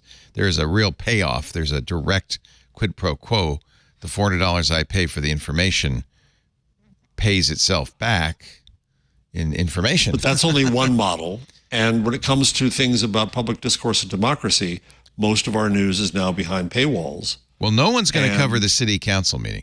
You could argue the most important news for each of us, is the school board meeting, the city council meeting, stuff that's going to impact us directly locally. Politics starts at home. And no one's going to cover it. There's no money in that. Well, but there are devoted people who create the New Jersey News Commons, which I helped create, now has 400 members of people who are covering their towns and doing things because they believe in it. Spotty, even though they don't make money at it. They believe well, it. some make some money at it. Yeah. BaristaNet just merged with another outlet. It's been around for 20 years now, but it's hard. Making money is defined as being able to buy ramen noodles. Right. Yeah, it's difficult. Right, it's not a lot of money. But we have a crisis all around. I mean, I wrote a post some weeks ago saying that I've given up on the New York Times to a great extent, which it pains me to say. The Washington Post is going through incredible tsuris. In California, 18 of the top 25 newspapers are owned by hedge funds. They're awful. CNN is rudderless. The media situation in America is very, very bad. And the information works in an area where it matters in business that doesn't work, I think, for policy and public matters. Mm-hmm. And I don't know what we do. I mean, you understand I have some interest in the answer to that question. Yeah. Oh, yeah. Yep. As you do also, Paris, right? As we all do. Yeah. And we all do. I think we should, as a society, care. I mean, I don't think it's sufficient to say, well, we're just going to count on people who care enough to cover those city hall meetings, and we'll just leave it at that. That's relying on the public media kindness for those of strangers. Doesn't this really all Well, come the other down kindness to... of strangers is public media or The Guardian, where people contribute money so that all may read it for free. Yeah. Part of the problem I have with these money, though, right? Like that's really it. Right? Well, that's what we do. I mean, in a way, I guess we're following the Guardian model, which is begging you every single time we can, but still offering it for the most part for free. That seems to me a good compromise. Fortunately, we have 12,000 some people who are willing to pay to join the club, and we have enough advertisers to make up the difference between the two of them. It is ramen money. It's not, you know. But it's, I mean, it's not enough money, for instance, to keep the studio open. We're going to have to shut that down. But it maybe is enough to keep doing shows, which we want to do, we think are important. Maybe they're not important. I mean, maybe this is society saying, yeah, we don't really care what happens at the city council meeting. I think they should, but maybe they don't. It's a new definition. This goes back to your essay earlier about culture. We're resetting the definition of big enough. And I wonder if back in the day when you started this, if there hadn't been the advertising, if you'd had to depend upon the tip jar, what covers your nut? What gives you enough money to make it worthwhile doing? So we had a tip jar for a year, and as I said, it was enough money to do one show, and it would just be me and another. It was, I think it was $90,000 a year. It was $9,000 a month, $108,000 a year. That's enough for two people. That's it. And not including equipment, internet, power, any of the overhead. So it's two people. It's ramen money. It's two people making $40,000 a year. That's all Twit would be. It would be one show with me and another person. Here's another way to look at it. That doesn't include producers. It doesn't include Exactly. you. It doesn't include people we Right. pay to Include be hosts, on the show. Yes, right. I know you would do it for free, Paris, but I wouldn't ask you to do it for free. Would you like to do it for free? I'm just kidding. Just kidding. I don't want to know the answer. I sell books, so I would. Yeah, but that's, by the way, that's how a lot of media works. For a long time, I thought we don't have to pay people to be on Twit. They get publicity out of it. And that should be enough. But the problem is you only get people who want publicity. Yes, that's true. Which isn't necessarily jerks the like finest. me. Well, you're fine. But I mean, there are a lot of people you don't get that you would like to get. No. At the scale, though, this is one of my favorite stats from the Gutenberg book. Before the mechanization, and I mentioned before the mechanization and industrialization of print, the average circulation of a daily newspaper in the United States was 4,000. If you have a Substack newsletter with 4,000 subscribers at $20 a month, you have $500,000. That's good. That's plenty of money. You have ramen. But no one's paying $20 a month for a Substack. Oh, yeah, that's a good point. That's true, too. All right, let's take a little break. When we come back, I'm not even going to do, normally at this point, I would ask you for money. I would do a Club Twit promotion. But you could see the conundrum here. And so all I will say is if you would like to join Club Twit, we would love to have you. It's $7 a month. Please. Supports what we do. And you can find out more at twit.tv/clubtwit. That's all. That's all I need to say. It's going to be very sad to see Leo in a closet. Actually, now maybe this is going to be filming from a cage. the club. Yes. The club people said, no, this is too corporate. Galia was saying in the Discord, I don't like how corporate you got. You go back to the closet, and it's true that most podcasts now are actually from people's houses or less. No, most podcasts I feel like now are recorded in a podcast studio that's shared by a bunch of different people. Or You can that. see the props behind them Right. that change for each shooting. No, that's true. Actually, you're accurate. That's probably how it is. Because that makes sense. You do a cooperative to share the costs of the physical plant. That makes sense. That probably works pretty well. This was nuts, but it was really fun. We had a hell of a good ride. Yeah, you did. That's it. We just had a great time. did. We got to do something really fun. Thanks, everybody. Goodbye. We're done. Bye. I'm gonna go sail around the world, and I'll see you at the funeral. Gutenberg, animated by Dream Machine. So this was just a dumb example, but have you looked at the Dream? This is the before new you look at Luma thing, right? Look at the other one. Look at the one above. Okay. Where is that? The Luma extends memes. So Luma is from whom? That's Luma. It's Dream Machine is from Luma. Yeah, but who is Luma when they're at home? I don't know. Just another one of these. Oh, this was a hysterical one. I saw this. They made the guy looking over his shoulder at the girl. There's the fire. The girl in front of the fire. Now watch carefully. The fire. Oh no, you can't see that. This is a compilation.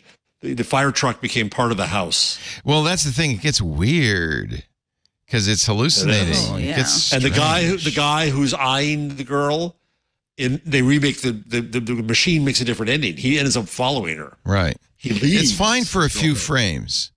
Yes, Oh, there's Mark Zuckerberg looking in my window. Very creepy. that's creepy. It's fine for a few frames. it's- I guess Yeah. every time I see stuff like this output of AI, the point is always, well, okay, yeah, it's not perfect now, but if it's do this good now, wait till you see what it's like in the future. Well, okay. I guess. So I took a engraving of Gutenberg inspecting a page and told it to I actually animate. really like the Gutenberg one. You can see how awful it is, though, in terms of everything it messes up. Well, yeah, I don't know whether to say, yeah, I mean, like that woman has 8 hands. The guy's head is caved in, but it's still pretty Look cool. at the guy's nose on the right Yeah. or any of the text. Well, Gutenberg was mean. He smashed him in the nose. What was the original? Was this just a pure text prompt? No. There's a famous engraving. You give it an engraving and then you say, bring it Yeah. to life. Okay. I said animate it. Which, The problem is you can't, but all of the AI that we talk about now is an extrapolation of, well, if it's doing this now, what's it going to be like in a year? exactly. All of it. But that doesn't necessarily follow, right? Never. It never does. Never does. Because, like, think about how computer graphics are now. Like, 20 years ago, we were saying, in 20 years, we're going to have photorealism. And you can still spot CGI in a movie. It's better, though. Right? It's ever better. Watch the original characters. Star Wars. I haven't seen a full character that I see. Oh, okay. Like it's CGI. You're right. Yeah. And so that's been going on for 20 years. And they think like the last mile is easy. And it's like the last mile is the hardest part. That's the hardest part. First 80% is easy. It's the last bit. Yeah. By the way, that voice, somebody was saying, who's this voice? Oh, hi, I'm Benito, by the way. That's Benito. Voice of wisdom. The voice of wisdom is Benito, our producer, who also gets paid by your generous donations. So thank you. Thanks, Club Twit. Thank you, Club Twit. Sutskever, Ilya Sutskever, Daniel Gross, Daniel Levy, all people who were in the Superintelligence division at OpenAI have left and have now a new company with the most dystopian name I've ever heard of. Safe Superintelligence Incorporated.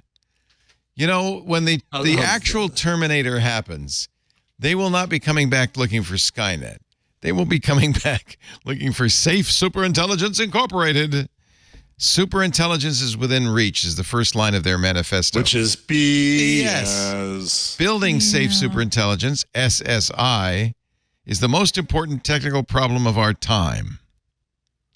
We've started the world's first straight-shot SSI lab with one goal and one product, a safe superintelligence. You know, every Jeffrey Hinton's saying the same kind of thing these days. They're all true believers. Are the people who are not true believers just not talking? Oh, no. Gary Marcus is making fun of all of them. Gary Marcus is the anti guy, right? Right. But I was delighted to see that. I thought I had the rundown that the Guardian finally wrote about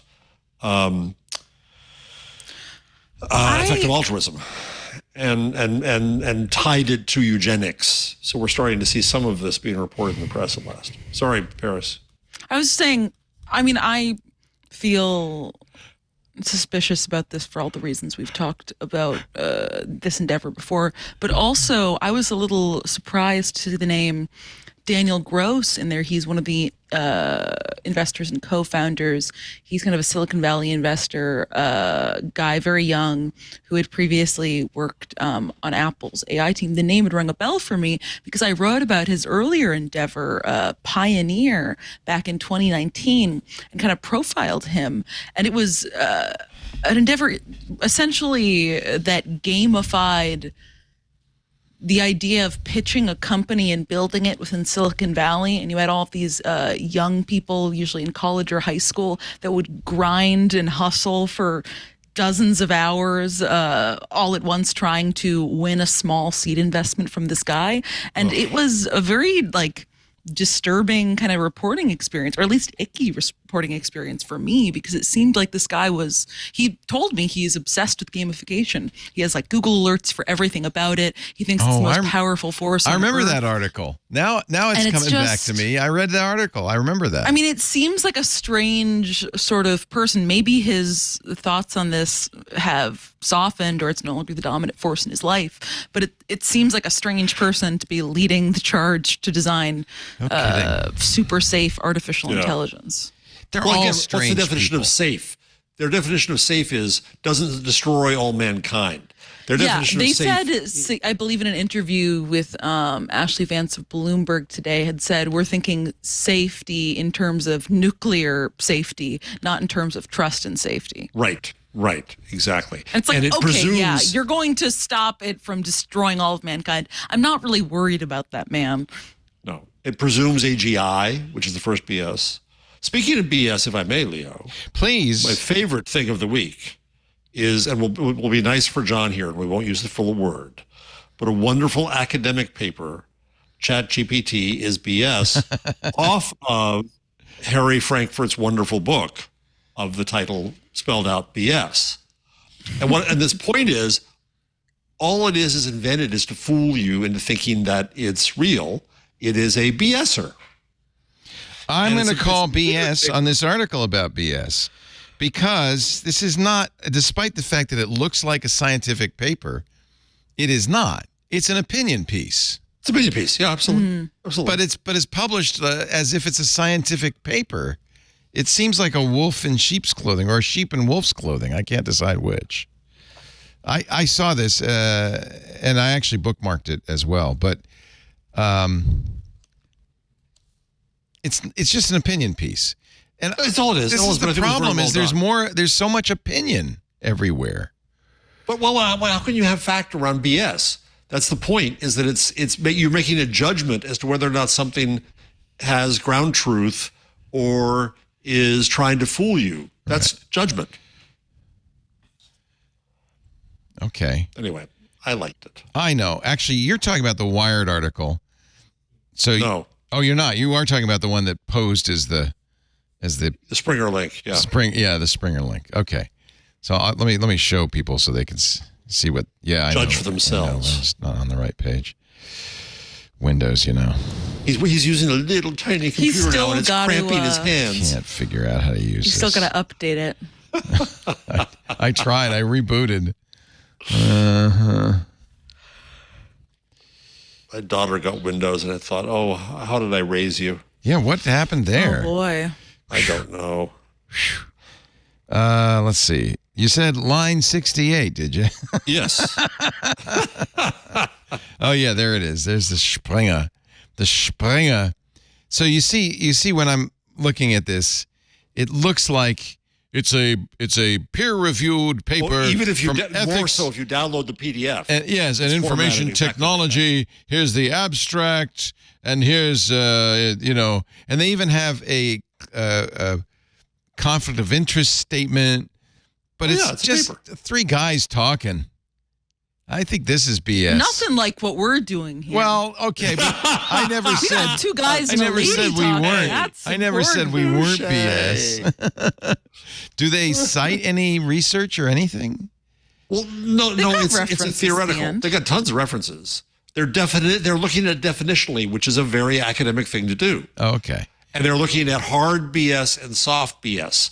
Is there an intent to fool us? Well, the machine doesn't have intent, but it's designed to do that. It's an interesting intellectual exercise to go through the definition of this. That's what academics do. Investors, policymakers, and members of the general public make decisions on how to treat these machines and how to react to them based not on a deep technical understanding of how they work, but on the often metaphorical way in which their abilities and functions are communicated. I agree.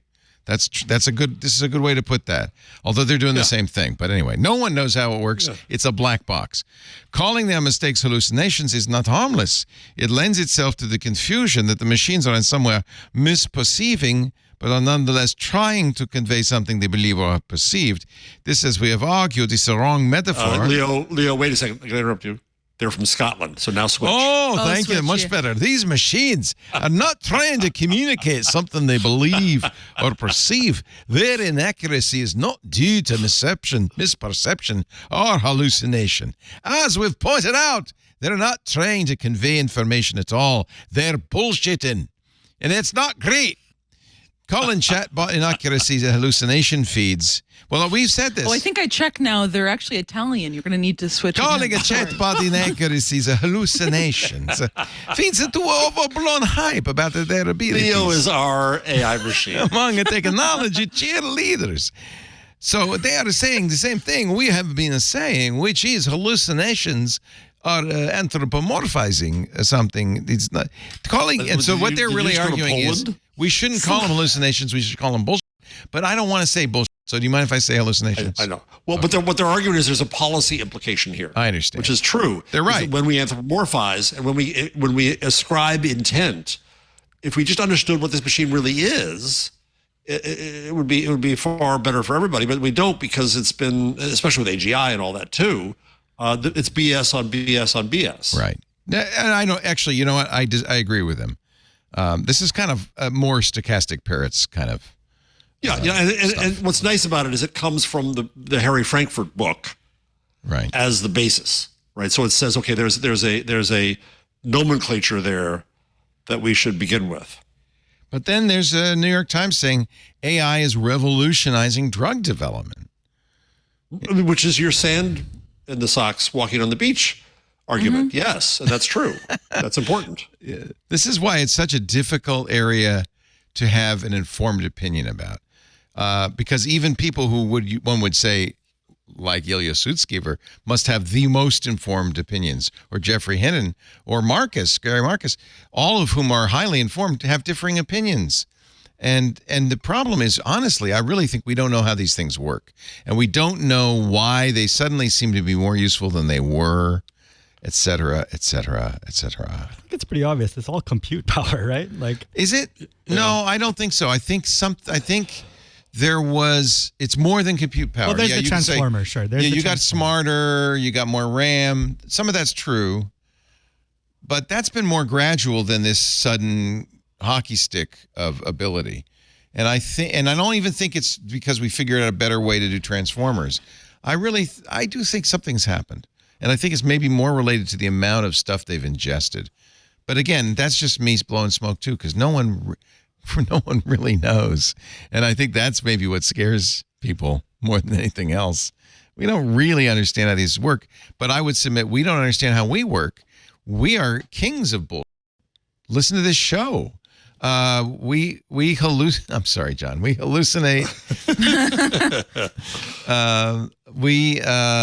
We make mistakes all the time, and we can often say untrue things with great confidence. We do expect that from human beings, though.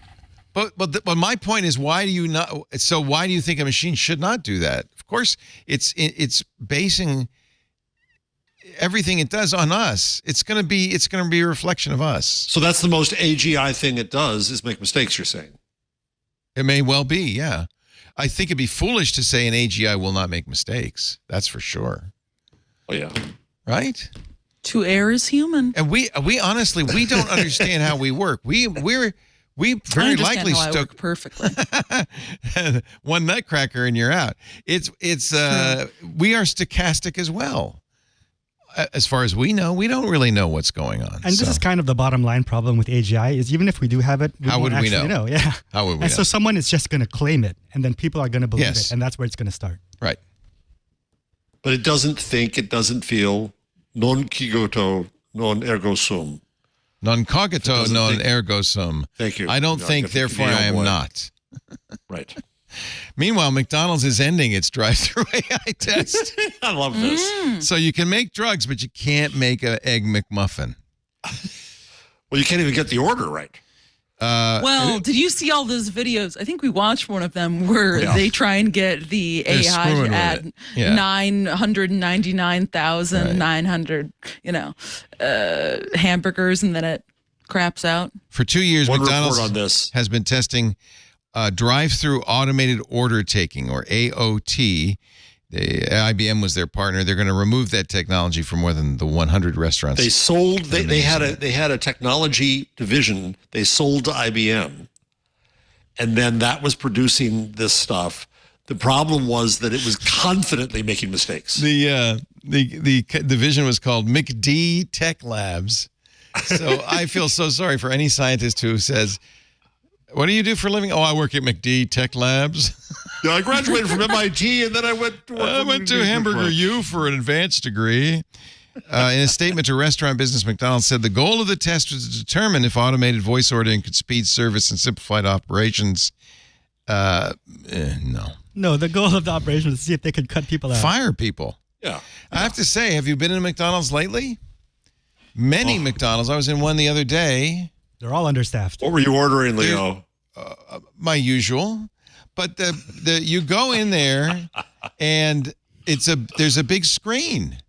There's a bunch of big screens, and you press buttons, or they say, or conveniently order on the app, and there's like one person behind the counter going like this.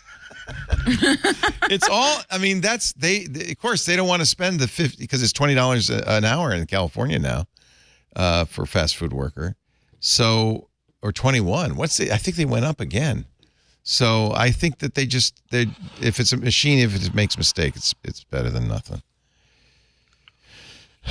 It wasn't just McDonald's. Who was it? Was it Wendy's? Was it somebody else was doing this too? Well, Wendy's I think it was doing Wendy's we dynamic did the pricing. video on. Yeah. We're doing dynamic pricing, I think.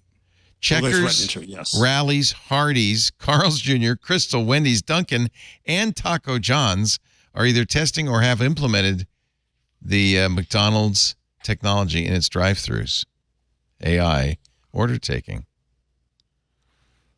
I think that's interesting, but you're right.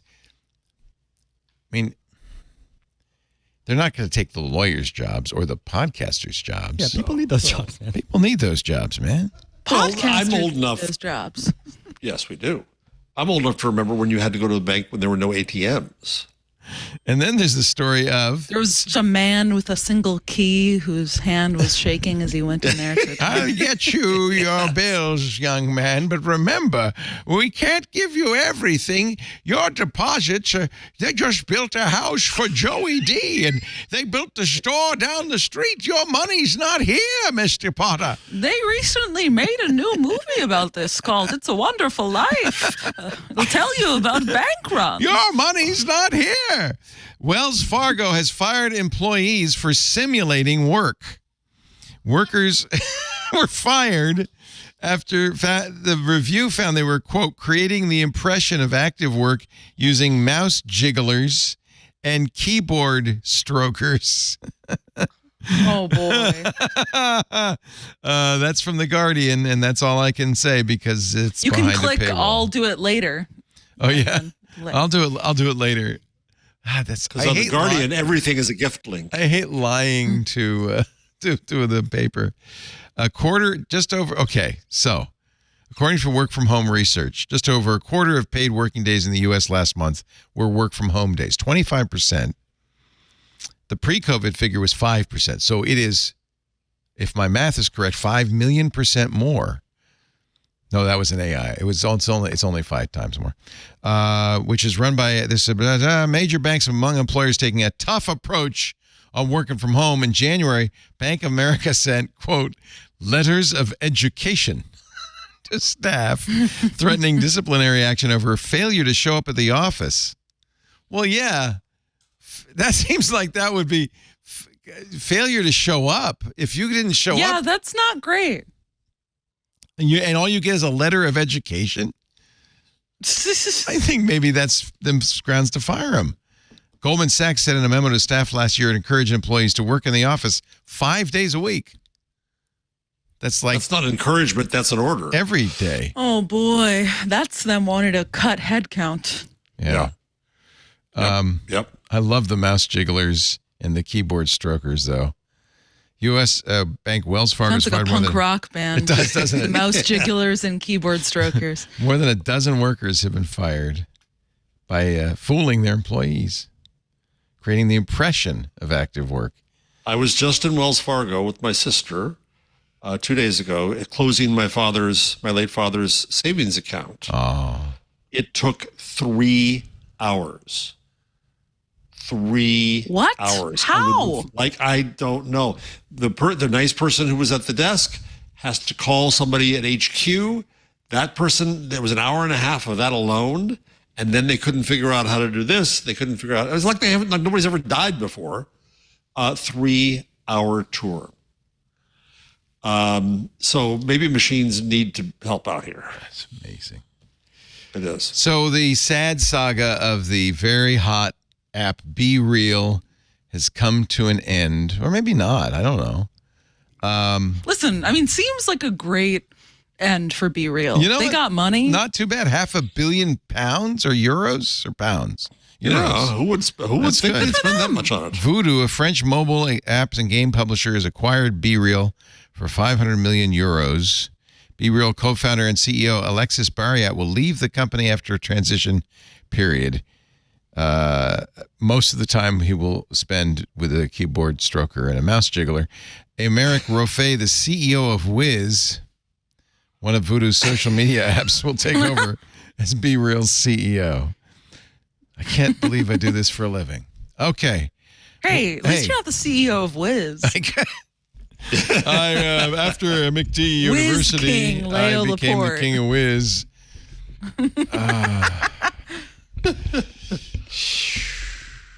Netflix is going to open massive entertainment, dining, and shopping complexes next year in 2 cities, King of Prussia, PA, and Dallas, TX. I'm almost tempted to take a field trip. Sure, you could go to the Bridgerton store or the Stranger Things Jeff, restaurant. I think you would hate this. That's why I would do it, so I have something to complain about. You would love it, Paris? The Bridgerton I would hate it, absolutely. Okay, yes. They actually have been doing this. They with pop-ups, right? Have you ever gone? You've gone to Insta pop-ups and stuff like that, right? Paris? Yeah, I don't know if I'd do it for a TV show though. What would you do it for? How do it de rigueur? What would you do? I don't know, maybe a local chef. Oh yeah, I'll go there. Netflix says we've launched more than 50 experiences in 25 cities. Netflix House, which is this new thing, represents the next generation of our distinctive offerings. The venues will bring our beloved stories to life in new, ever-changing, and unexpected ways. I hope they don't hire the guy who did the English. What was that? The Willy Wonka? The Willy Wonka event. Willy Wonka experience. Yeah. Oh, Don't hire that guy. When I was a TV guide, I once wrote a proposal for a TV guide experience. Oh, really? What would that be? Yeah. what was it going to be? I thought that it was like a mini theme park, kind of. Oh. You know, you'd go to Roseanne's living room, or you'd go on Gilligan's Island. Really? All the whatever, networks would agree to that? Well, that was the problem. of course. Yeah. See, Benito cuts right to the quick. That's why. But if there he's was a top-notch ancillary producer. revenue to be had, Oh yeah, ancillary revenue. I used to know her in high school. Let us pause because our picks of the week are coming up next. You're watching This Week in Google with Jeffrey Jarvis and Paris Martineau. I'm going to start because I have a very interesting page, timberfestival.org. It's the sounds. This is the sort of thing that I would have as my pick. I know. Of the week. I saw this. I said, Paris is going to love this. So this group, which is a nonprofit, timberfestival.org.uk, is collecting the sounds of woodlands and forests from all around the world. And right now they have a map, and these are all these gold things are buttons that link to SoundCloud recordings from that forest. For instance, this is the Baie-Comeau in Quebec. this will get us taken down. Canada. You think? So they credit the person who recorded it, in this case, Monique Salat. She did this on the 25th of May on the way to pike fishing, recorded with a Samsung phone. So you don't even need a Nagra fancy tape deck or anything like this. It's pretty quiet. Let me see if I can find a louder one. Let's go to Africa. Let's go to Kenya. This one is the Masai Mara National Reserve in Kenya. Think it'll be more interesting sounding? Think you'll hear lions? So you can go all over the world. I love this. And do you guys know about the Bird Shazam app?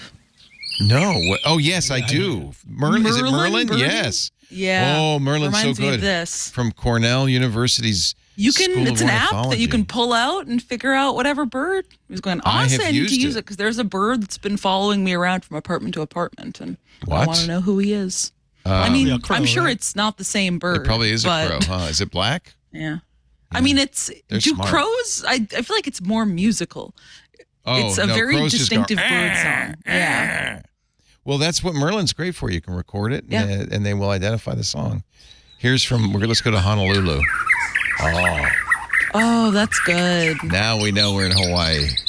Scott Weaver recorded this, taken in the evening at the trailhead of Kuliu'u Valley Trail in May 2020.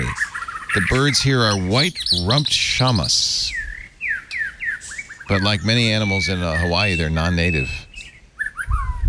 Isn't that cool? Sounds of the Forest, timberfestival.org.uk. That's a nice pick for relaxing, letting your tongue It's a great Just pick. buzzed. Put a 9-volt battery on your There tongue you and listen, go. and you're going to. You're upset. You cue yourself. Paris Martineau, what's your thing? Listen, I've got a similar genre pick in that it has very little to do with anything we talk about in the show. I saw a movie at the strange theater I go to that used to be a bodega called Spectacle this weekend called Hamburger Dad. It was a Father's Day special about a dad that one day wakes up and he's a hamburger. I'm not going to be able to make it into work today. Yeah, it's a hamburger talking on the phone. Yeah, it's It kind is, of it could I be believe- a Kafka short story, I think. It really could be. There he is. There's multiple scenes of the burger smoking a cigarette. It begins with the burger. It's This just is a brilliant. camera. eat, Vivian. I am food. You eat it. I'm a goddamn hamburger. It's really, I couldn't recommend it enough. It's 52 minutes. What It's- drugs did you take to be able to I watch love this? None. this. I love had a this. single beer at the movie. It was lovely. It was a really nice time. Now you're Mr. Successful, right? Oh no. You know, this is see, this is the long tail, Jeff. No job. It looks like it's going to become a porn movie any second. I know it's a I mean, little it's low quality. incredibly low quality. It, I 2003. believe, It's 21 years old. Hamburger Yeah. Dad. Like the gear back then, that's about as good as it gets. Yeah, this was actually pretty good. Nowadays, you do it in 4K surround. Kevin Clark Is and it Will Cheeseburger Long. Mom? It's on Hamburger Dad and Cheeseburger Mom, the sequel. I believe they have it on Vimeo, honestly, if you just search Hamburger Dad. This is it's a on there short. for This free. is the short. I don't This know. is a trailer that we have linked Oh, here. God, they shot it in someone high just 8. cut. High 8 analog video. That's why it looks that way. Yeah. Yep. It was apparently it was discovered by this guy who runs, I guess, a blog called Tape Zine named Scott Miller. Discovered the film in the local filmmakers section of Seattle's famed video store, Scarecrow Video, and re-released it in glorious VHS. Every screening of Hamburger Dad will be preceded by 3 short films, including one called Taco, a love story. A man and a taco A fall in love. It was harrowing. It really was. Will he get that man eaten? went through a lot with that taco. Oh. No, eventually he finds the taco cheating on him with a bag of takeout. I'm forgetting from where. Wow. It's quite sad. Do they project this on a sheet? It was projected in a normal movie theater screen. Did but I you guess it have would be a sheet. couple of Nutcrackers to go along with it? No, I had exactly one beer. beer You from the said local that, bodega, and it was lovely. Bodega beer, there's nothing better. Jeff Jarvis. Yeah. What's your pick of the week? So after all that fun and mirth, I'm going to have something boring and dull but important. You The have annual Reuters- reports today.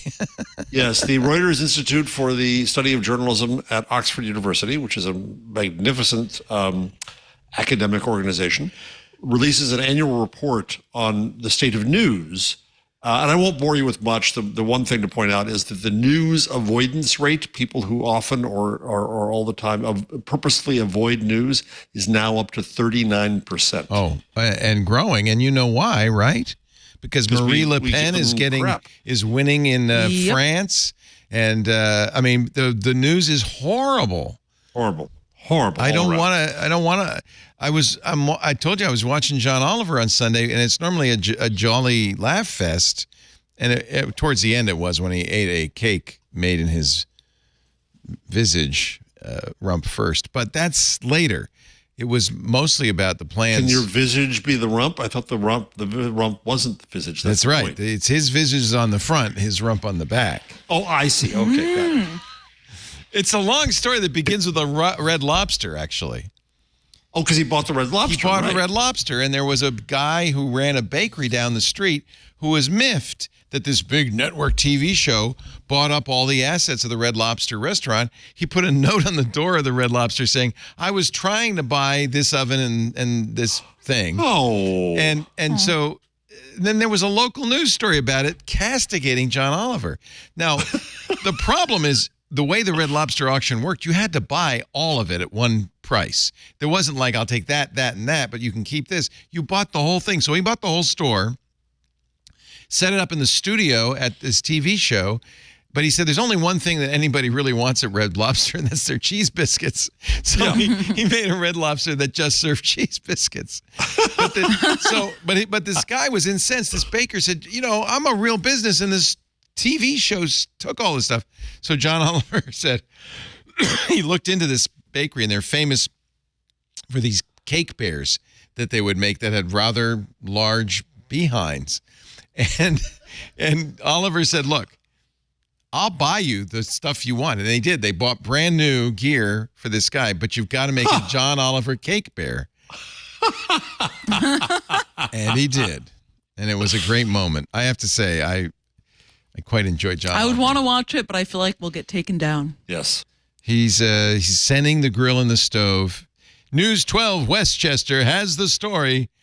Kingston Bakery will get the stove and grill after the staff meets the Cake Bear Challenge.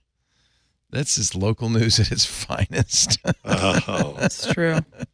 well, News 12 is local cable news. But so I wouldn't have done the normal Dole report, but my friend Chris Moran, who's in charge of AI and data at The Guardian, brilliant journalist, just took the report and put it into ChatGPT. Oh, brilliant. So And? Leo, if you would like to go in there, you can Is it good? ask questions. Oh. Yes. I have So to log I asked in. it. Okay. What did you ask it? I asked it, what's the worst news for news, Yes. I think. And then I said, I'm a journalist. Should I be worried? And it said yes. Wow. So, That's So you can that's ask a it good anything you idea. like. I can't because is. this is Windows. But if Yeah. He's on a tiny little machine today. I can't do anything. I'm trying. Humbled. Weed machine. No, Just a weed for some reason my password HP manager stands for help. won't log in. I think it probably was hurt that I did a 1Password ad earlier, and it won't let me log in, so I can't log in to ChatGPT. So I can't ask questions of it. You have to be able to. You can sign up to a free account, I guess, but I don't want to do that. So I asked, what's the worst news for news? Yeah. And it came back with paragraphs: increasing news avoidance, news fatigue, economic pressures, declining trust, declining consumption. All accurate, right? Yep. And I'm a journalist. Should I be worried? Let's see what it says. As a journalist, there are several reasons to be concerned based on the findings. And then it repeats all the same things. It's confidently stupid. Yeah. So, However, it added in one more factor to worry about: AI and misinformation. Says the that's AI. self-referential. That's nice. Yeah. I did like your other story about the pitch memo from 2005 for a little thing called YouTube. Yeah. YouTube's pitch deck. Oh. That is pretty awesome. YouTube So this represents is a Sequoia a memo that This is their came summary. up in a trial. Ah. And somebody managed to find it, and somebody else put it up. I'm not giving credit where it's due here. But in the memo itself, which was recommending the $1 million investment in YouTube, which paid off quite handsomely. So for $1 million, they would get 30% of the YouTube revenue. YouTube ended up selling for $1.65 billion, netting Sequoia a $500 million for its $1 million investment in YouTube. That was Amazing. a good investment. Well done. It was. So at the end of this, as an appendix, they have the original pitch deck. Did they recommend the purchase? Oh, yes. Oh, yeah, they did. And I first met with the company 3 weeks ago, and we're in pole position for the financing. I hate that language. Corporate talk. Several VCs have been cold calling the company, and a few media companies have also approached YouTube. I'd like to give the company our decision on Monday. I recommend. Do they say who this is? Because he deserves a raise. I recommend we proceed with the financing as proposed. YouTube has a great founding team. Check. That has hit on several promising themes. Check. The company follows a trend of user-generated content that started with text, blogs, images, Flickr, web shots, photo, and audio, podcasting. Only one of those actually took off, but that's another story. Video is a natural next step, and YouTube is well-positioned to capture the lead. The company is not yet enabled Roloff Bota was a partner at Sequoia, and that's who did this. He or she, I don't know what kind of name. They don't take advertising yet, but our Schmidt research says they'd be very popular with advertisers. Wow. Steve Chen, Chad Hurley, Jawed Karim, the three founders. $1 million. That's all they gave them. Like, imagine if a media company bought 30%? YouTube. Imagine if that happened. Like, if a Warner Brothers Thank God bought they YouTube did. or something. You know, this actually, you know, it's easy in hindsight to say, well, yeah, obviously. But I remember interviewing. People thought it was nuts at the time. I remember interviewing Steve Chen right before they got acquired by YouTube. And there was some real question whether they would survive. NBC was suing the pants off of them because people kept posting Saturday Night Live clips on there. There was a real question whether they could survive, and the entertainment industry was going to likely sue them out of existence. It's a good thing that they got Google to buy them, because I think Google convinced Hollywood that, no, wait, this is good for you. This is going to revive Saturday Night Live. You don't kill this.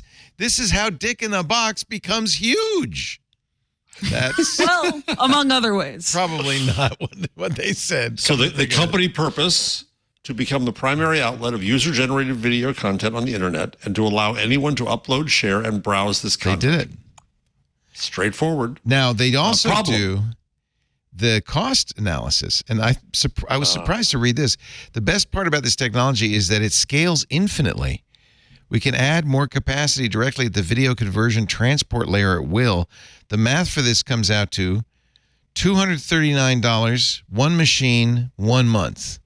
One machine has a 2,000 gigabyte transfer per month. He adds it all up. He makes it all together. The cost per video served is 0.00083 cents. Huh. You know Which what? everyone thought was insane at the time. This is Insane. really a case study in correct analysis. In vision. Yeah. Yeah. And it worked out very, very well. The big player competition, see if you remember any of these. Ourmedia.org. No. Open Media Network. I remember that one. Nope. Google Video. Going after Hollywood, not personal videos. Small players, Daily Motion. That was the European YouTube.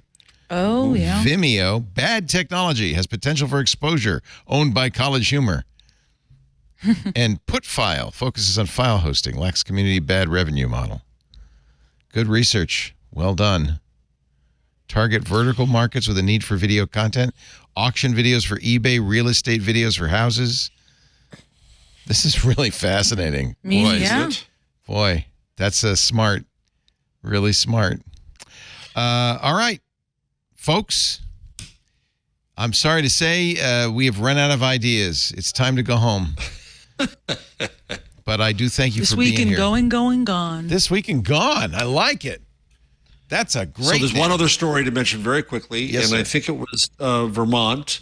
A Republican legislator was caught frequently pouring water into a Democrat colleague's backpack. What?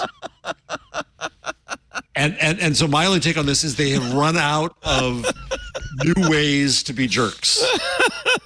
That's very Owning the middle libs school. by dampening their papers. Yes, yes. Jeff Jarvis, my friends. The card's on the ground. He is, as am I. He is the Leonard Tao Professor of this and that at the City University of New York. And Craig At the Newmark. Craig. Newmark. Graduate School of Journalism at the City University of New York, Emeritus. Do you have an ETA? So you're coming out here.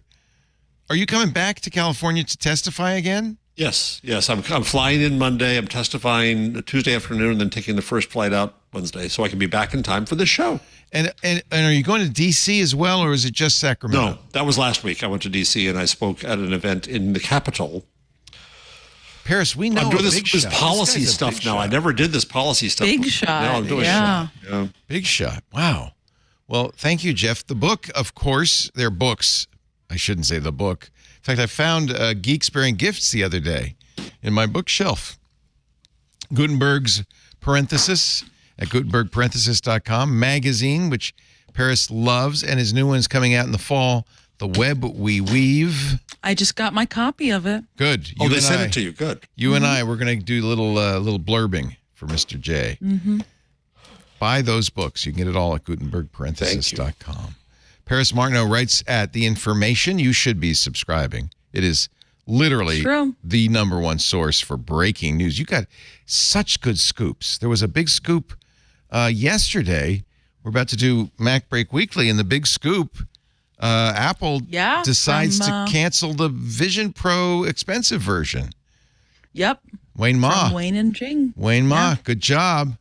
Boy, you guys have great sources. If you're not subscribed to the information, you're really missing an amazing source. Of course, you can just listen to us and we'll steal all their stories. She's on Signal, Martineau.01. No, I pay, and you should too.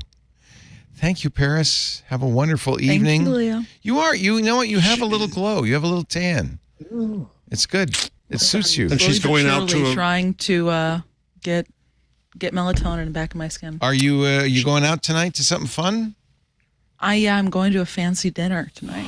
Well, I've got just the thing for you to wear. You remember we were talking the other day about the TWA hotel at JFK? And they said, "Oh, we heard you. We thought we'd send you some swag." You finally got stuff? Ladies and gentlemen. This was all you. It's a TWA blanket from the TWA hotel. Well, no, it's a towel, I think. A towel. Oh, do you know what I think happened? I got a package delivered to my apartment last week from someone like mid-century retail, and I was like, weird, I didn't order anything. I was coming home to get it. Porch Pilot stole it, and I've been racking my brain ever since, being like, what was it? I will package this up and send it to you because you deserve this, Paris. You found it, and you live close enough to go. Today, the beach bag. It's a beach bag. Look at this beautiful TWA beach bag. But I am going to open this because we got to see the logo and everything on it. And then there's also TWA. Can you get the over the shoulder? Because it looks like TWA swizzle sticks. Stir sticks. Oh, that's adorable. I love that they sent this a year later. Yeah. Well, they did. They sent it, and I'm sorry. Somebody's tickle list. Your porch pirates must be so TWA baffled. Is an old airline. This is from like last August or September. Yeah, something like that. I think my pick of the week was the TWA terminal at JFK, which they revamped. It's like an old 60s design, and they have a lovely pool up there. And they sent us merch. We're packaging this up, and we're sending it to you directly, Paris, because you got to take this to the beach. Reese I Beach, do have to watch take out. that to the beach, actually. Yeah. Trans World Airlines. Package it all up. I'm sorry that you didn't get. And Jeff, did you get yours? I did. I'm happy to give it to you too, Paris. Well, we don't know what to do. Did you get the same thing? The striped logo pool towel, the pool tote, and the TWA swizzle stick set. And they sent a invoice. $89. Wait a minute. We won't send you the invoice. We will send you the goods. Thank you very much to the TWA hotel. That's really, really cool. And if you are at LaGuardia, go to the TWA terminal, which honestly, it's a delightful time. There's a cool pool up there. Yeah, I've flown out of there. Pan Am, TWA, and PSA, all defunct airlines. Continental. People Express. That wasn't so nice. It's not easy. You would think you'd be cash making mint with an airline. It's not easy. Although they found the secret. Did you see that United last year made $1.18 billion in baggage fees? Jeez. That doesn't surprise me. That's where the money is. See, TWA, you should have figured that out. Thank you, everybody, for joining us. We do This Week in Google every Wednesday, 2 p.m. Pacific, 5 p.m. Eastern, 2100 UTC. The live stream commences at the show's beginning on youtube.com/twit/live. So you can watch during our live broadcast. And if you watched yesterday, you know that we're going to actually extend that to Twitch, YouTube, Twitch, X. Insta only lets you do 1 hour, but if they ever expand that, we'll do Insta. And we're trying to figure out how to get back into Discord. And you can chat in all those platforms, which is really cool. So you will soon be able to watch us wherever you want to watch us. But for now, it's on YouTube. Of course, you can always watch us at your convenience on your own device by downloading a copy from the website, twit.tv/twig.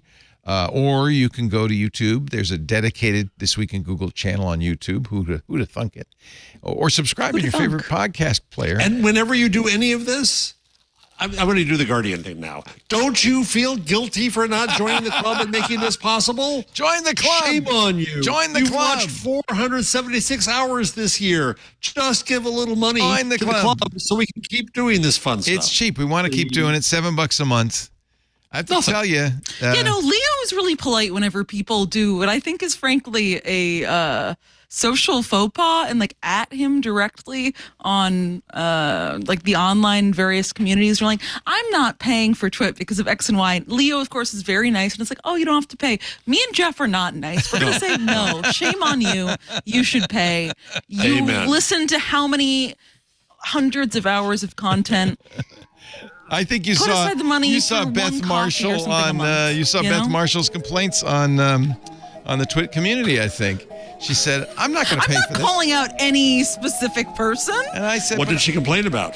Well, you can go read it. She didn't like you, but Me? Okay. no, I'm just kidding. I don't know. I don't remember. Well, there are those who no, do she not, loved many the of show. them. I think she said she loves the show, but she says I don't want to pay for it.